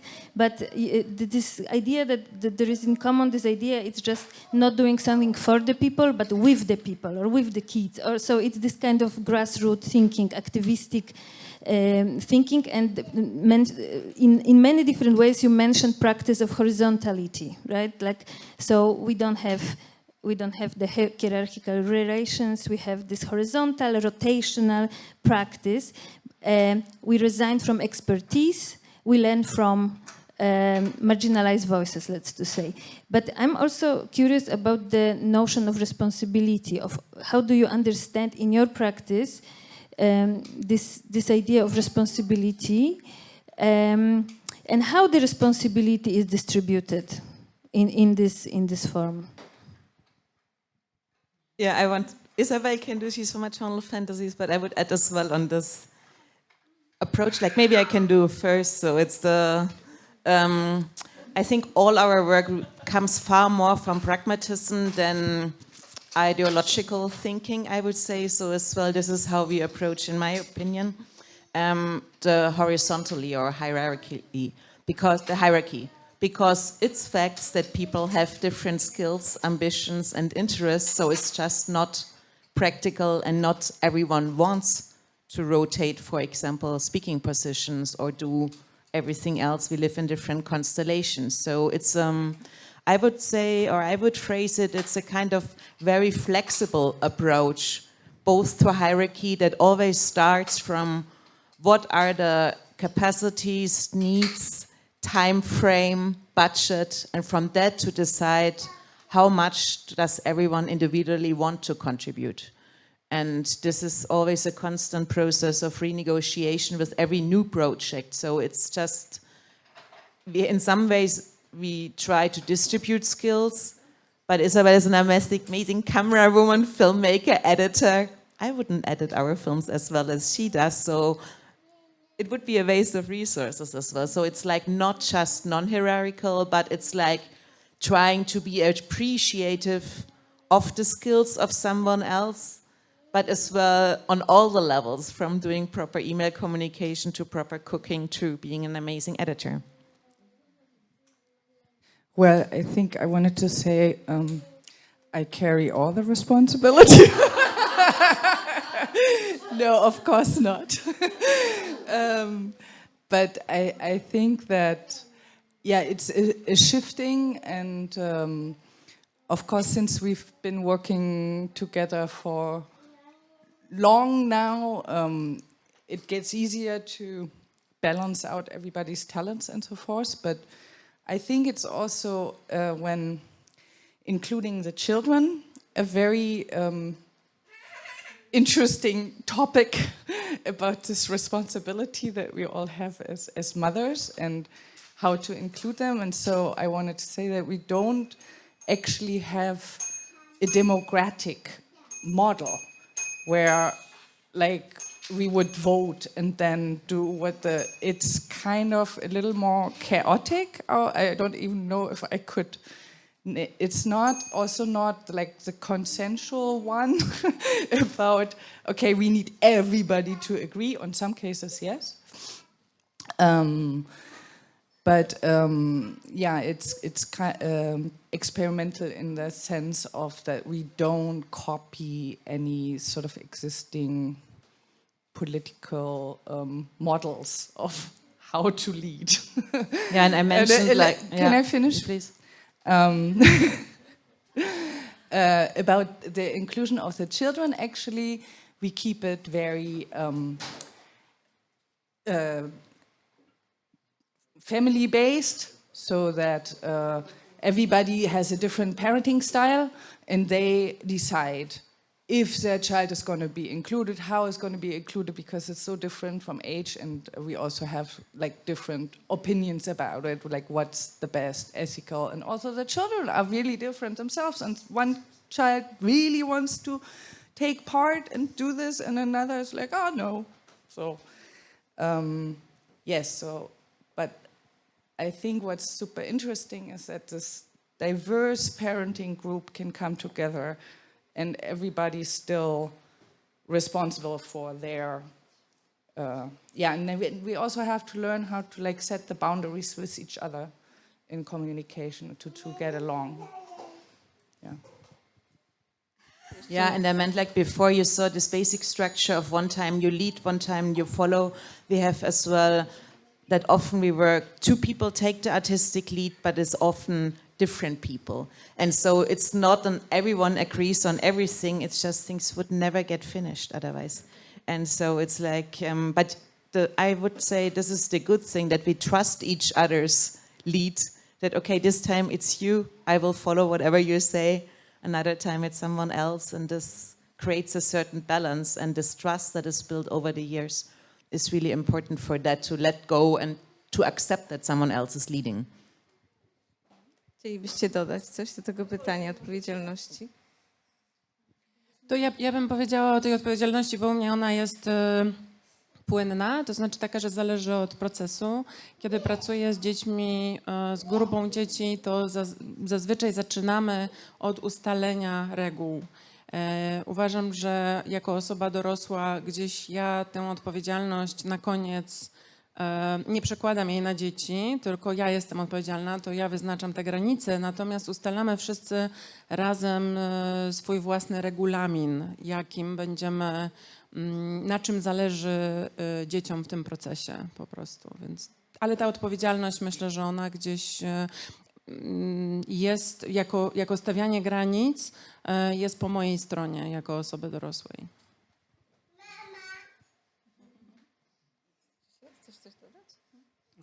Nie wiem, co tam o odpowiedzialności. Troszeczkę my wychodzimy jakby tutaj nie pracujemy stricte na przykład z dzieciakami, czy w tym projekcie Zły Nauczyciel, tak? Bo to jest zbiór pewnych opowiadań, ale ja widzę tą odpowiedzialność jakby też w poszczególnych praktykach na podstawie artykułów albo opowiadań, nie? Że na przykład pojawia się takie pytanie może etyczne czy moralne, jak opowiedzieć na przykład tą historię, tak jak Magdalena Koperska sobie zadaje to pytanie, w jaki sposób to opowiedzieć o tej sytuacji w domu dziecka, żeby personalnie i nie dotknąć tych historii poszczególnych osób, które, no bo to się dzieje teraz aktualnie. Jakby ona opowiada o czymś, co jest tu i teraz.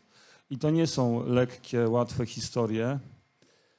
Więc jakby tutaj też faktycznie ta odpowiedzialność no, wisi nad autorkami czy autorami.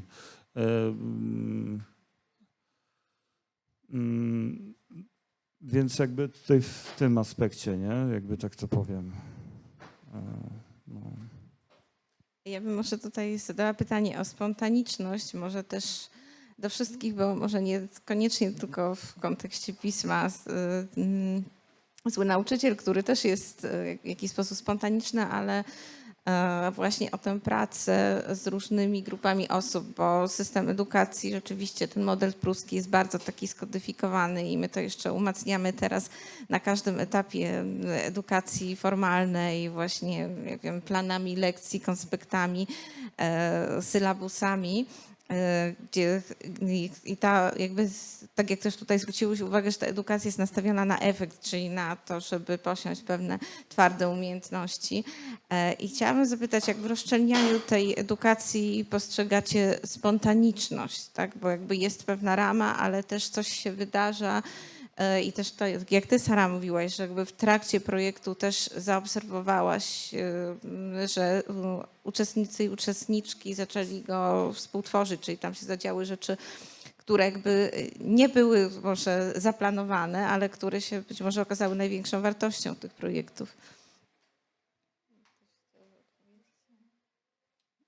Ja na mnie patrzę. Dwa mikrofony nawet masz. Dziękuję.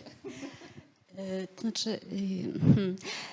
W ogóle może to też to pytanie odblokowało o odpowiedzialności trochę. Dziękuję. To znaczy, jak ja prowadziłam warsztat na początku, to była rama. Znaczy, ja wracając do tego warsztatu, nie jako zajęcia, które były obowiązkowe, ale jako coś, co miało otwierać sytuację edukacyjną jako pretekst, tak? Ale oczywiście ta sytuacja musiała mieć ramę i role rozdane, sala przygotowana. Czy było miejsce na spontaniczność? No to teraz nie zakładałam w ogóle tej jakby tego, czy ma być to spontaniczne, czy nie. Zakładałam na początku, że przyjdę, poznam ludzi i poprzez takie odbieranie, wyczucie jakiejś takiej sytuacji będę starała się tak manewrować na zajęciach. Tak? I to taki początek to był taki trochę jakby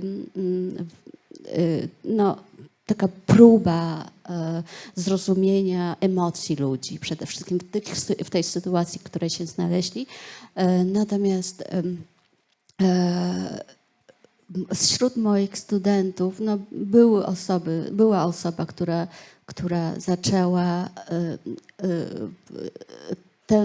kiedyś się pojawiła spontaniczność u uczestników.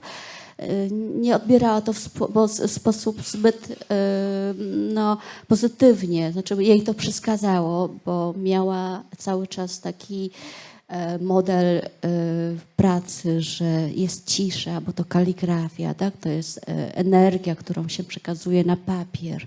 To jest wyciszenie, to jest medytacja. No, to tak zazwyczaj wygląda. A tu jest coś odwrotnego. Tu zaczęły się drzwi otwierać, trzaskać się. Dzieci wchodzą, wybiegają, dorośli też wchodzą, pytają, co się tu dzieje. A czy tu można coś tam zrobić innego? A tu można kwikołki i tak dalej, bo my dostaliśmy salę konferencyjną, największą salę, większą niż ta, w której my się znajdujemy, ale nie było krzeseł całych. Były albo takie, czegoś brakowało, jednej nogi, pół podłokietnika i tak dalej.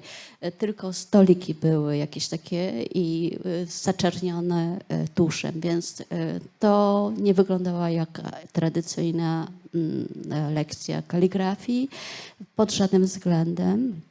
Spontaniczność musiała być z naszej strony, bo improwizacja w tych warunkach, jakich mieliśmy z mojej strony,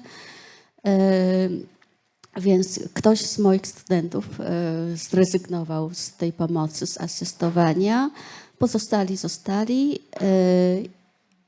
a z czasem przyzwyczaiłam, że drzwi się otwierają, trzaskają się, to już nie było, to był trochę jak kawiarnia.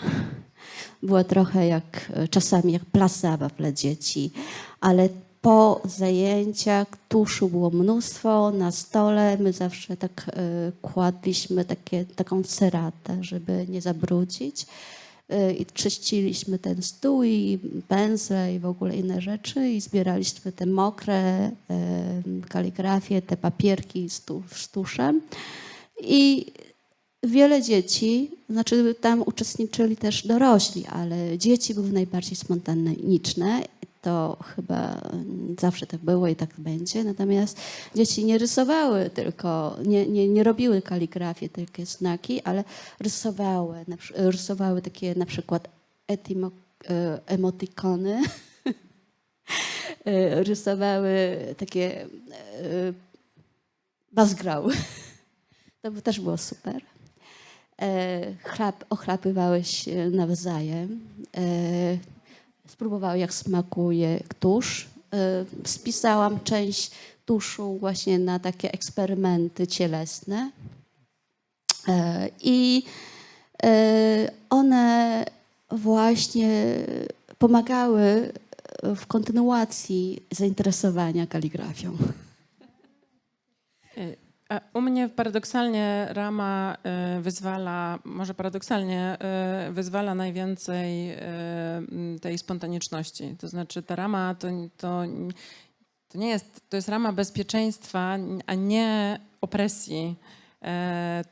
To też jest coś, z czym dobrze jest sobie to przeformatować. Ja sobie to przeformatowałam w głowie, bo właśnie na początku wydawało mi się, że taka absolutna wolność jest wspaniała, ale kiedy jest dana dzieciom absolutna wolność, to pojawia się bardzo dużo agresji i to, że na przykład nie mają wtedy dostępu te dzieci, które mają trochę mniej siły przebicia, które są trochę bardziej ciche, wycofane, więc ta rama bezpieczeństwa jest bardzo potrzebna, bo ona właśnie, znaczy, że my jako dorośli mamy zaplanowany, wiemy właśnie, że to będzie w tym i w tym pomieszczeniu, że mamy do dyspozycji takie materiały, więc stwarzamy sobie ramę, którą dzieci wypełnią i tak swoją spontanicznością. I tak nie jesteśmy absolutnie w stanie tego przewidzieć i myślę, że niektórych to kompletnie potrafi wykoleić, jeśli się nie jest na to gotowym czy gotową, dlatego że ta spontaniczność dzieci jest dla dorosłych nieprzewidywalna, ona jest wspaniała, ale właśnie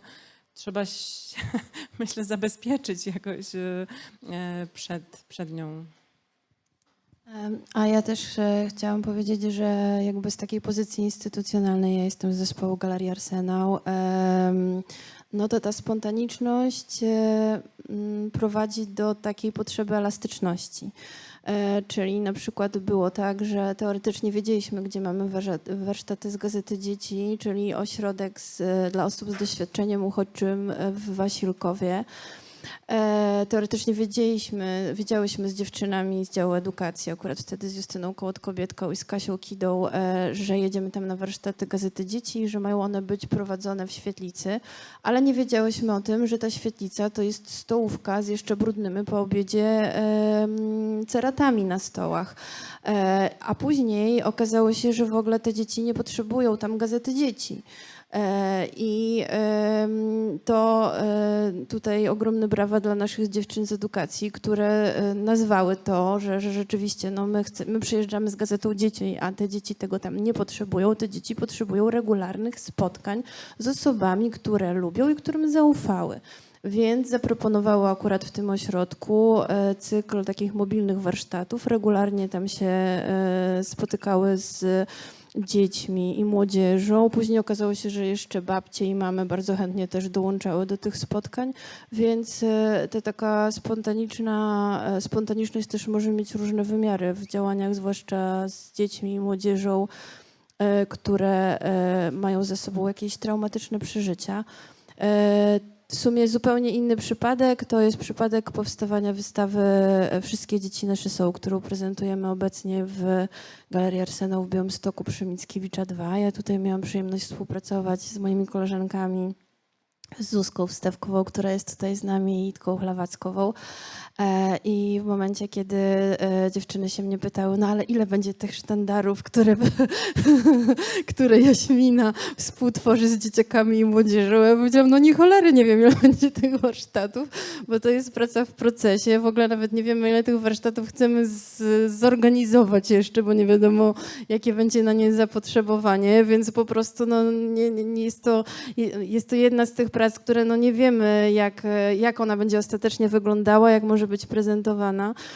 Więc właśnie praca z dziećmi i młodzieżą w taki sprawczy, podmiotowy sposób wymaga spontaniczności, ale tak właśnie bardzo szeroko rozumianej, czyli z przyzwoleniem właśnie jednak na jakieś ramy mimo wszystko, a z drugiej strony, jeżeli chodzi o ten poziom instytucjonalny, bo ja z tego poziomu gdzieś tam wychodzę, no to właśnie na taki duży zasób elastyczności ze strony zespołu, które no, musi wywodzić się jednak z jakiejś też empatii, tak, uważności i takiej jednak reakcji na bieżąco, nie?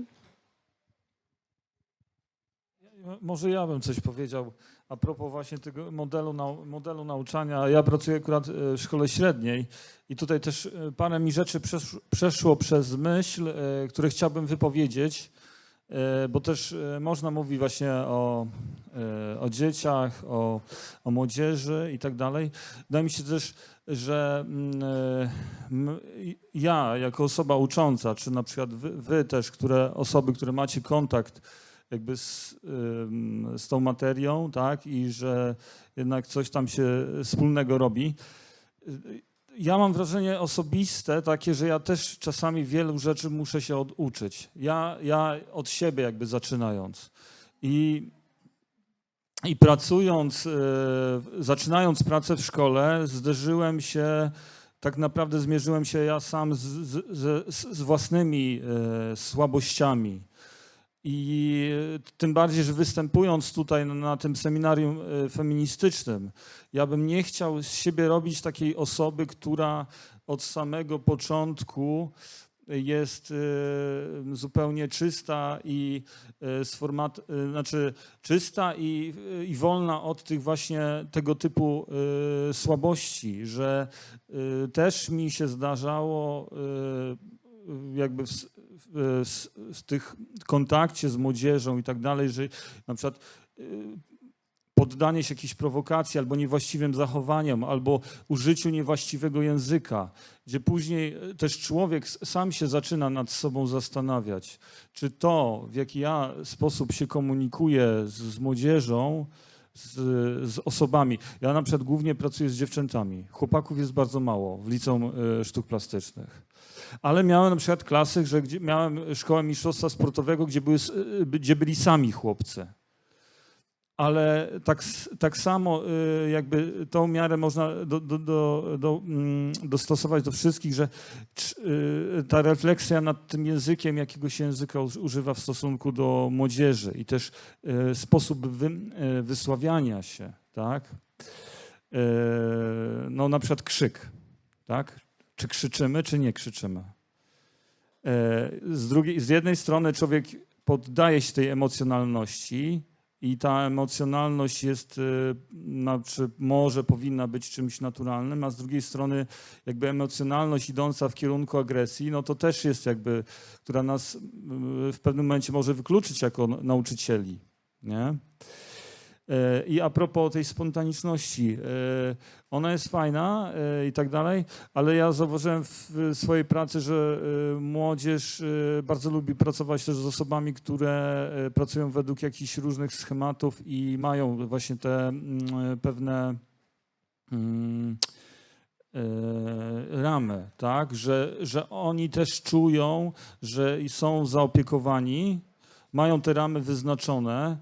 i wiedzą, w jakich schematach się poruszać. Prawdopodobnie oni są tego nauczeni już wcześniej, na tym początkowym etapie edukacji i wchodząc jakby w dalszy etap edukacji, oni już, będąc tymi już dorastającymi osobami od wieku 14 roku życia po 19-20 lat, nie oczekują pewnej takiej ramy, która ich poprowadzi. Nie lubią osób, które będą tak sobie lawirować i no, że jakoś tam ta lekcja pójdzie, nie? Że jednak garną się do osób czy nauczycielek, które ten konstrukt w jakiś sposób im wyznaczają. Ja myślę, że dotknąłeś bardzo ważnego tematu i też tematu błędu i w ogóle porażki w edukacji. Tak, błąd, I tego, porażka. że właściwie nam się wpajało, znaczy może będę mówiła mi, tak, że właśnie no, ten cały system jednak mówi o tym, żeby unikać porażek, że jak popełniasz błędy, no to dostajesz 1, siadaj. Natomiast tego, czego się nauczyłam od dzieci, to właśnie przyznawania się do swoich błędów i porażek i po prostu, że właśnie system też nam mówi, że my jako edukatorzy czy osoby nauczycielskie pracujące z dziećmi i młodzieżą tracimy autorytet. To jest takie słowo wytrych, że jak możesz dziecku powiedzieć, że popełniasz błąd, tracisz autorytet. No to jest kompletna nieprawda, dlatego że kiedy no oczywiście, że mi się też zdarzyło, nie wiem, żeby emocje mnie poniosły, czasami się popłakałam, bo proces nie szedł tak jak bym chciała, albo dzieci mi coś obiecały, a zupełnie inaczej to przebiegało. I to było tak wyzwalające, jak przeprosiłam i powiedziałam, że to w ogóle, że to nie jest o nich i że to były moje emocje i że to ja sobie z czymś nie poradziłam i strasznie się tego bałam, tego momentu, a dzieci po prostu powiedziały okej, i lecimy dalej. I to było coś wspaniałego, po prostu taka akceptacja tego, ja się poczułam zaakceptowana i dałam sobie wtedy też prawo do popełniania błędów, zwyczajnie. Tak, to właśnie ta szczerość. Stąd właśnie ten może zły nauczyciel, że żeby to nie było zawsze tak, że to uczeń jest zły, tak? To też nauczyciel może być zły i stąd może też poniekąd się wzięło to jako żart. Tak. A czy ty w takim razie w jakiś sposób praktykujesz tą swoją inność, czy jakoś starasz się jednak wcielać tą ideę złego nauczyciela, znaczy innego nauczyciela, rozumiem, trochę odbiegającego od tego modelu? Myślę, że tak, jakby no, że to chyba przyszło naturalnie. Ja pracowałem długo na czarno na przykład, albo pracowałem w środowisku budowlano, że tak powiem, rzemieślniczym, na renowacjach zabytków i tak dalej, w jakichś takich różnych środowiskach, które wymagają pewnej gruboskórności, ale największej gruboskórności chyba nauczyła mnie dzieci i młodzież, jakby tutaj, ten kontakt. Znaczy może to źle brzmi, ale jakby pewnej no, żeby jednak odporności, tak? I odporności właśnie na to niewolnictwo, w którym ja przebywałem. I może dalej jakby próbuję się z tego niewolnictwa uwolnić. Niewolnictwem uważam to, że ja czasami jako niewolnik poddaję się na przykład, że nie wiem, głośniej coś powiem albo krzyknę. I to ja jestem niewolnikiem tego systemu, w którym ja może dorastałem. I na przykład miewam jakieś rozmowy między rodzicem, psychologiem, uczniem, i to są bardzo trudne rozmowy, gdzie nie wiem, osoba jest po próbie samobójczej, ma problemy z codziennymi obowiązkami w nauce i trzeba jakoś do niej dotrzeć. Ja najczęściej w takiej rozmowie sam próbuję podchodzić do takiej osoby szczerze i wszystko wykładać na stół. Nie, że ja jestem tutaj jakimś nauczycielem i mam swoją maskę, tylko ja sam próbuję siebie pokazać jako człowieka, jako żywą istotę, nie? Żeby to nie było na takiej właśnie zasadzie hierarchiczności. To wychodzi z różnymi skutkami, nie?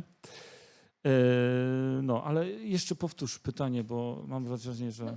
Tak, chodziło mi o to, czy ty praktykujesz bycie innym nauczycielem, tak? Czy No tak, no i właśnie, no i naturalnie to przychodzi, że jest jakiś rodzaj, pewien człowiek uprawia niepowagi pewnej. Ja nie chcę, żeby to źle zabrzmiało i tak dalej, bo czasami to może przybrać skrajną rzecz, bo ja znam takie jakby sytuacje gdzieś tam, że to było wręcz niestosowne. Tak? Ale jakby niepowagi takiej pewnej, że oczywiście żartowanie, trochę praca na przykład na rysunku i malarstwie, gdzie jest pracownia i tak dalej, ona jest troszeczkę inna niż w klasie, gdzie nie wiem, może wykładamy matematykę albo język angielski, czy język polski, gdzie mamy pewne treści do przekazania i to mamy 45 minut i nie ma czasu na jakieś tam gadanie. Tutaj mamy więcej trochę czasu i można wychodzić z tej swojej roli i troszeczkę nam sobie to życie osłodzić w pewien sposób, nie? A druga jakby strona to jest taka czysto techniczna i logistyczna. Jak wyjść z tej roli? Ja praktykuję wychodzenie poza pracownię z tym myśleniem i nie siedzenie, jakby pokazywaniem młodzieży, że nie tylko siedzimy w szkole i uczymy się, ale trzeba wychodzić na zewnątrz, nawiązywać kontakty, interesować się. I stąd na przykład no, ten jakby rodzaj tego, że mnie ciągnie do tego typu projektów właśnie, że no jedziemy na plener i żeby trochę pójść w takim innym kierunku, że nie jedziemy tam tylko malować te obrazy i tak dalej, no, że harować, ale żeby jeszcze oprócz tego była jakaś refleksja na temat tego, co nas otacza, na temat takiej codzienności najzwyczajniejszej, nie? Więc jakby no tutaj no, w taki sposób chyba. To są takie metody dla mnie gdzieś tam najprostsze, ale też oni widzą, starają się na przykład obserwować to, co ja robię poza szkołą, nie? Bo to jest taka oczywiście specyfika, nie? Sztuk wizualnych i tak dalej. No, że ja będąc nauczycielem oczywiście też staram się pracować zawodowo również na tym polu twórczym. I czasami wychodzi na to, że oni to widzą, nie? Że gdzieś tam jadą pociągiem czy tam tramwajem i widzą jakieś tam ogłoszenie, że a czy to pan coś tam robi i tak dalej, więc interesują się tym. No i to jest ogólnie może pokazywanie swoją praktyką życiową jakichś takich rozwiązań, jak to co się uczą w szkole można wykorzystywać, nie? Ale bez żadnej pompy też. A ja mam tutaj też, chciałam może pociągnąć ten wątek, który się pojawił, bo no, mówimy o oduczaniu, prawda? Czyli po pierwsze jakiejś jakby rozszczelnieniu czy zmiany systemu, ale moim zdaniem też może zwróćmy uwagę na to, że też mówimy o zmianie kierunku, czyli jakby tutaj Jaśmina już na jednym ze swoich rysunków to pokazała, czyli nie mamy tej hierarchiczności, czyli nie chodzi o to, że ktoś ex cathedra nas uczy, a my to pasywnie przyjmujemy, tylko ja widzę to jako coś, co wydarza się w obie strony. Czyli ja też jako ta osoba, która uczę, też się uczę od innych. I no już tutaj właśnie i u Grzegorza, i u Jaśminy trochę to wybrzmiało, ale jeszcze chciałam zapytać Magdalenę i Dank właśnie, jak u nich, w ich przypadku dochodzi do takiego właśnie oduczania w sensie przyjmowania wiedzy od innych i jakby no też właśnie uczenia się od tych, z którymi się współpracuje. Ja zazwyczaj mam zajęcia z dorosłymi osobami. To są studenci w różnym wieku. To jest ci, którzy są teraz po maturze i nawet ci, którzy już są prawie koło emerytury. I właściwie ponieważ zajęcia prowadzę w sposób dosyć, powiedziałabym też kreatywny, ponieważ mają sylabus, często też no, każdego roku akademickiego po prostu staram się wprowadzić nowe elementy, nowe wątki, ale myślę, że w kontekście tej naszej rozmowy to jeden z takich może najbardziej wybijających przykładów jest to, że mówię studentom o tym, że co prawda prowadzę wykłady, ale jest też część warsztatowa i wykonanie projektów studenckich na zaliczenie. I jednym z takich moich chyba sposobów, zarówno na zachętę, jak i żeby nastawiać studentów do tego, jak oni mogą siebie potem, tą swoją pracę zrobić, to jest to, że ja powoli się zamieniam w rolę słuchacza, że oni wybierają temat, dowolny temat. Ja dostarczam metodologię pracy, a nie tylko, ale staram się, żeby ta metodologia była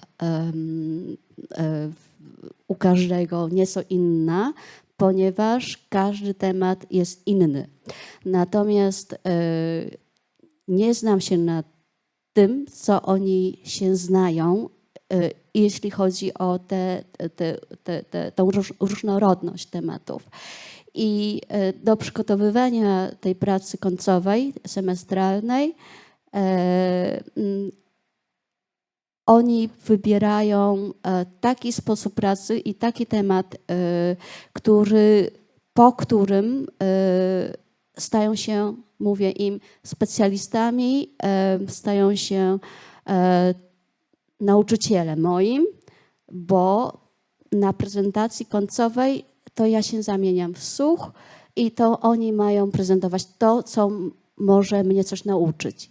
To jest ta głębia, jakaś głębia w ich pracy, to jest rozszerzenie horyzontu dla mnie, a tematów jest naprawdę bardzo dużo, nie ma żadnych ograniczeń.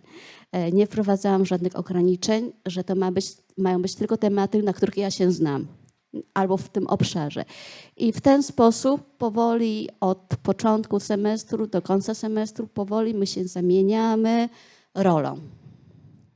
I później te prace, oczywiście mniej lub bardziej udane, a czasami niektórzy nie mogą jakby przejść takiego modelu, że tak powiem, pracy,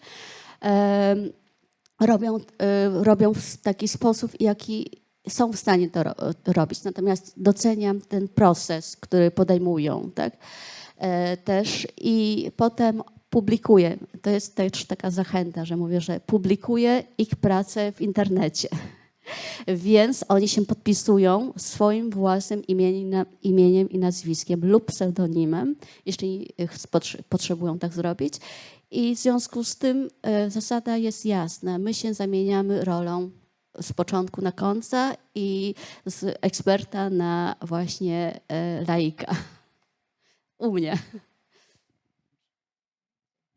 Yeah, I would like to add one point to what creates the foundation that the process of unlearning can actually start. And I think for me, this is a lot connected to understanding where your own perspective comes from or how your own patterns were carved and paved and then being able to reflect on that. For example, I'm coming from a super conservative family. My father is a high school teacher, active in '68, and then like always even saying like, that the kindergarten movement is like, do we really have to do again everything what we want? And these were as well my first experiences of working as an artist at schools, that the other artists came in and they gave all the possibilities and absolutely nothing happened. So this is where I see as well a close link to Yasmina's way of like preparing a structure. So in my case, this unlearning started from understanding how my own patterns were created, that art school forced me into a direction of creating the perfect image. and then realizing that the beauty and the extra knowledge might come from incidents that I couldn't plan in, like a child walking through a frame, breaking the fourth border, or that maybe from all the other members, their approaches on how to deal with something are so far more enriching than my dictatorial approach. But like, I think really the necessity is to understand first where you are coming from, and then seeing like how, at first, like recognizing the patterns and then how to move on from them, to unlearn them.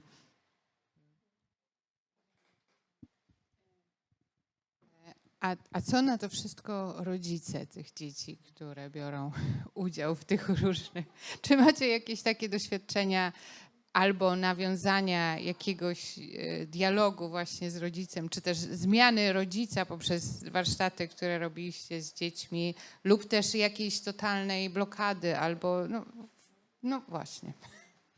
Wspaniale, poruszyłaś mój ulubiony temat, bo ja właśnie poprzez błędy i porażki nauczyłam się mówić do widzenia wychowawcom, jeśli chodzi o domy dziecka na przykład.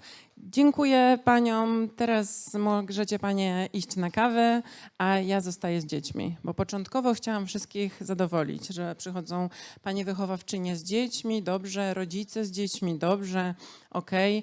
Ale kiedy nagle, nie wiem, skupiałam się na przykład na wydawaniu farb, nie zauważyłam, że w tym czasie panie wychowawczynie zrobiły za dzieci sztandary. Kazały dzieciom napisać hasła i dzieci namalowały. I to była straszna, po prostu nie mogłam sobie z tym poradzić, dopóki nie poprowadziłam kolejnych warsztatów, gdzie już z pełną premedytacją powiedziałam: dzień dobry, dziękuję, zapraszam na kawę. I chyba, a z rodzicami jest czasami trudniej, znaczy czasami, kiedy prowadzę na przykład warsztaty tak zwane rodzinne, to uczę się tolerować tych rodziców i myślę sobie, że tak naprawdę to jest ich relacja, a ja jestem w zupełnie innej roli wtedy. To znaczy, że jeśli rodzic chce za dziecko zrobić ten sztandar, pracę, to tak. Natomiast jeśli chodzi o Gazetę Dzieci, no to wtedy nie pozwalam tym rodzicom tego robić, bo mówię, że tutaj dzieci wymyślają i nie ma czegoś takiego jak właśnie zły temat, czy coś, o czym nie chcą powiedzieć. Albo też czuwam nad tym, żeby właśnie nauczyciele nie mówili: a tu jest błąd ortograficzny, bo ja mówię, wszystkie jakby możecie pisać z błędami i w ogóle mnie to nie obchodzi. Co dla niektórych nauczycieli jest nie do przeskoczenia, absolutnie. I mówią o mnie, że to jest ta, która tu przychodzi i w ogóle jej nie zależy na jakości. Jakby to jest totalne niezrozumienie, bo to nie o jakość chodzi, ale o te blokady, więc to jest trudne, ale nauczyłam się, znaczy są różne właśnie sytuacje, natomiast poprzez moje własne błędy nauczyłam się już być taka, no może radykalna, ale jakaś po prostu zostająca przy tym, że to jest proces właśnie, który się wydarza tutaj z dziećmi. A rodzice też muszą być gotowi, to znaczy rzeczywiście gotowi, bo w systemowych przedszkolach na przykład, w systemowym przedszkolu mojej córki, z którego udało nam się ją zabrać, absolutnie dzieci nie wychodziły na dwór, kiedy padał deszcz, żeby się nie ubrudzić. Malowały wszystkie takie same prace wymyślone przez panie według jednego schematu i one tam tylko wyklejały. Miały się nie ubrudzić, więc rodzice też tego oczekiwali. To nie była wina pań, tylko to rodzice przychodzili i mówili: a dlaczego tu moje dziecko w ogóle ma brudne ubranka? Przecież musi mieć czyste. Więc no, z takimi rodzicami no, moje warsztaty na przykład się nie udadzą totalnie, bo albo znienawidzą mnie, albo nie wiem. Tak, ja tylko chciałam jeszcze dodać, że to pytanie wiąże się bardzo mocno z kwestią dyscyplinowania, które jest nam wpojone przez model pruski edukacji i właściwie tak na dobrą sprawę to wszyscy oczekują, właśnie włącznie przede wszystkim z rodzicami, tego, że szkoła będzie dyscyplinować. Oczywiście sama szkoła też potrzebuje tej dyscypliny, żeby zapanować nad na przykład 30 osobami, które są w klasie, prawda? I jest model, według którego należy funkcjonować i jak nie ma dyscypliny, no to się wszystko sypie, tak? Yeah, I also wanted to add a little bit about what everybody been saying. And actually, I also come from an anti-authoritarian upbringing. I went to a kindergarten where it was, and both my parents are art teachers, so I'm quite formed by all these discourses. And but I think it's like oftentimes also as an educator myself, some teachers from other disciplines like math also, they expect that art can fix anything. And it's this thing where like I was giving a workshop with refugees who came and they didn't even speak the same language. So in the classroom we had all these different languages, and somehow the institution expected me to use art to magically create this communication that heals trauma and makes everybody understand everybody else. And it's like there's limits to it. So, I mean, I would agree that this, like a complete authoritarian thing often doesn't work, but I also would think that, and I of course agree that in art there's like no right and wrong and all this thing about making mistakes or not. But I do think that now you have the freedom to copy. So you can, now there's a lot of artists collaborating with scientists and all this. And I think it's like a part of unlearning is also this transdisciplinary thing for me, where like, yes, there is certain things, or children learn it really fast by themselves also, like, okay, I turn the bucket around, water comes out, or something like that. It's just in math. Certain systems are still systems, and I can use them from science, and I can merge what's good about the freedom of art and that with other things where I do need discipline, I do need to follow rules or establish rules or write my, and often what works for other people works for me too. And then there's this great thing about the desire, that like if it's a success, then automatically it will like create this desire to, as if you licked blood and you like fall in love with this artwork and you want to do it again and again. And then you will spend time and have. So I think it was this unlearning for me. It's more allow myself the freedom to copy, to not be original when I don't have to. Like when something works, just take that, what works, and to merge the disciplines a little bit, so that it's like I hope I can take from one school system this one thing and maybe from another, like that. Dobrze, ja tylko powiem, że już nam się kończy czas. Muszę tak, już rozmawiamy prawie godzinę, więc Dobrze, może już... Ale ja tylko szybko muszę Nie, coś ja tylko, powiedzieć. wiesz, tak. Ponieważ Dyscyplina jednak, chciałam- pruska z wyboru. Tak, no właśnie chciałam, I wanted to say that we have here like example that education, official education doesn't matter that much because we are from free national frameworks.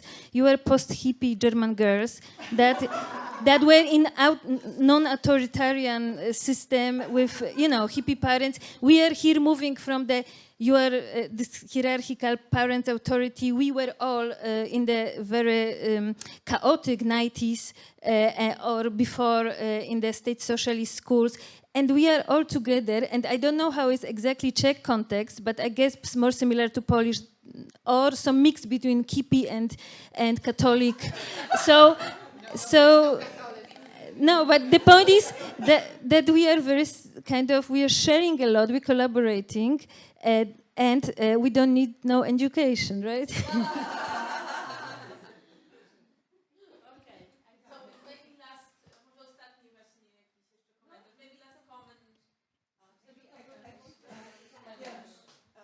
Small Czech context. I just want to share my experience and also to defend a little bit parents, because my kids attended alternative school in 90s, and for me the biggest benefit was that it was open even for me as a parent to enter the system. That the school really created great community of teachers, kids, and I was allowed to run workshops there. So that was really something that is important. So I was also taught by this alternative system and by the teachers of my kids. So please, the school also parents.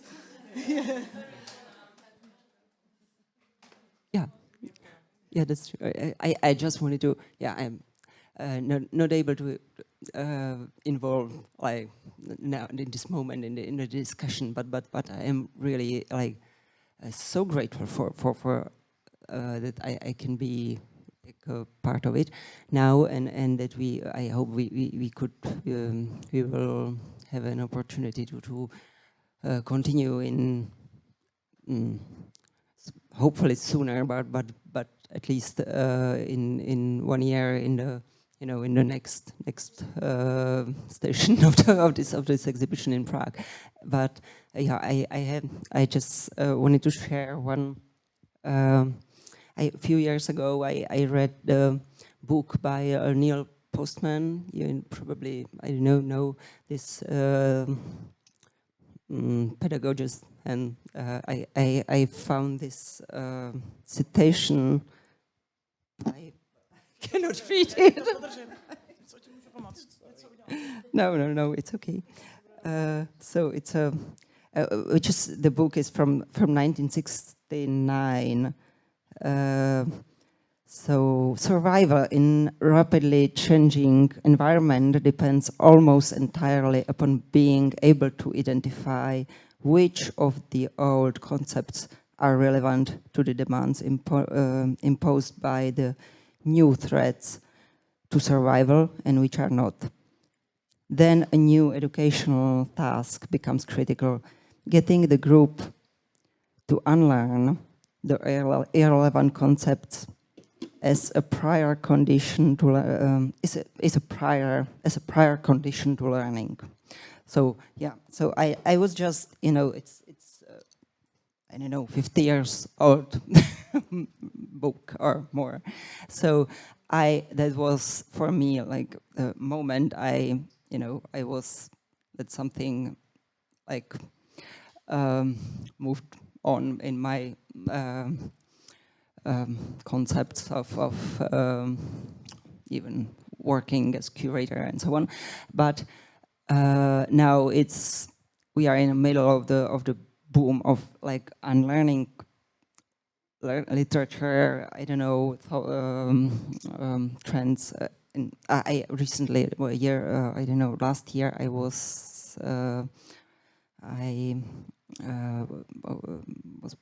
part of the workshop in Vienna on unlearning with the friends from Casco, from Utrecht, which was in very different context, but it was like something. It was the same strong inspiration for me as here, and I really would love to like make, because the system, the educational system, is still even after the 50 years in the same, I feel like maybe even worse in some ways condition as their time. So I would really love to discuss this, make this more and more strong platforms to discuss these these ways how to overcome these like barriers in the conservative attitudes. So thank you very much. Thanks for this.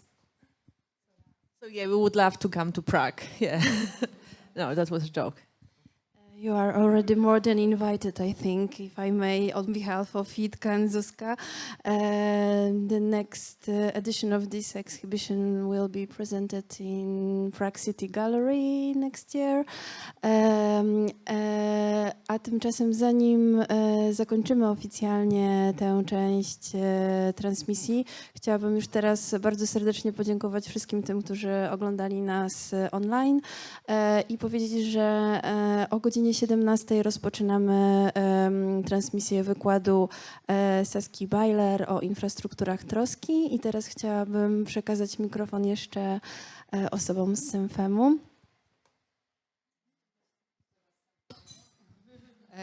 Teraz jest czas na ostatnie wystąpienie, które ma trochę inną formę i nie będzie transmitowane, także kończymy transmisję.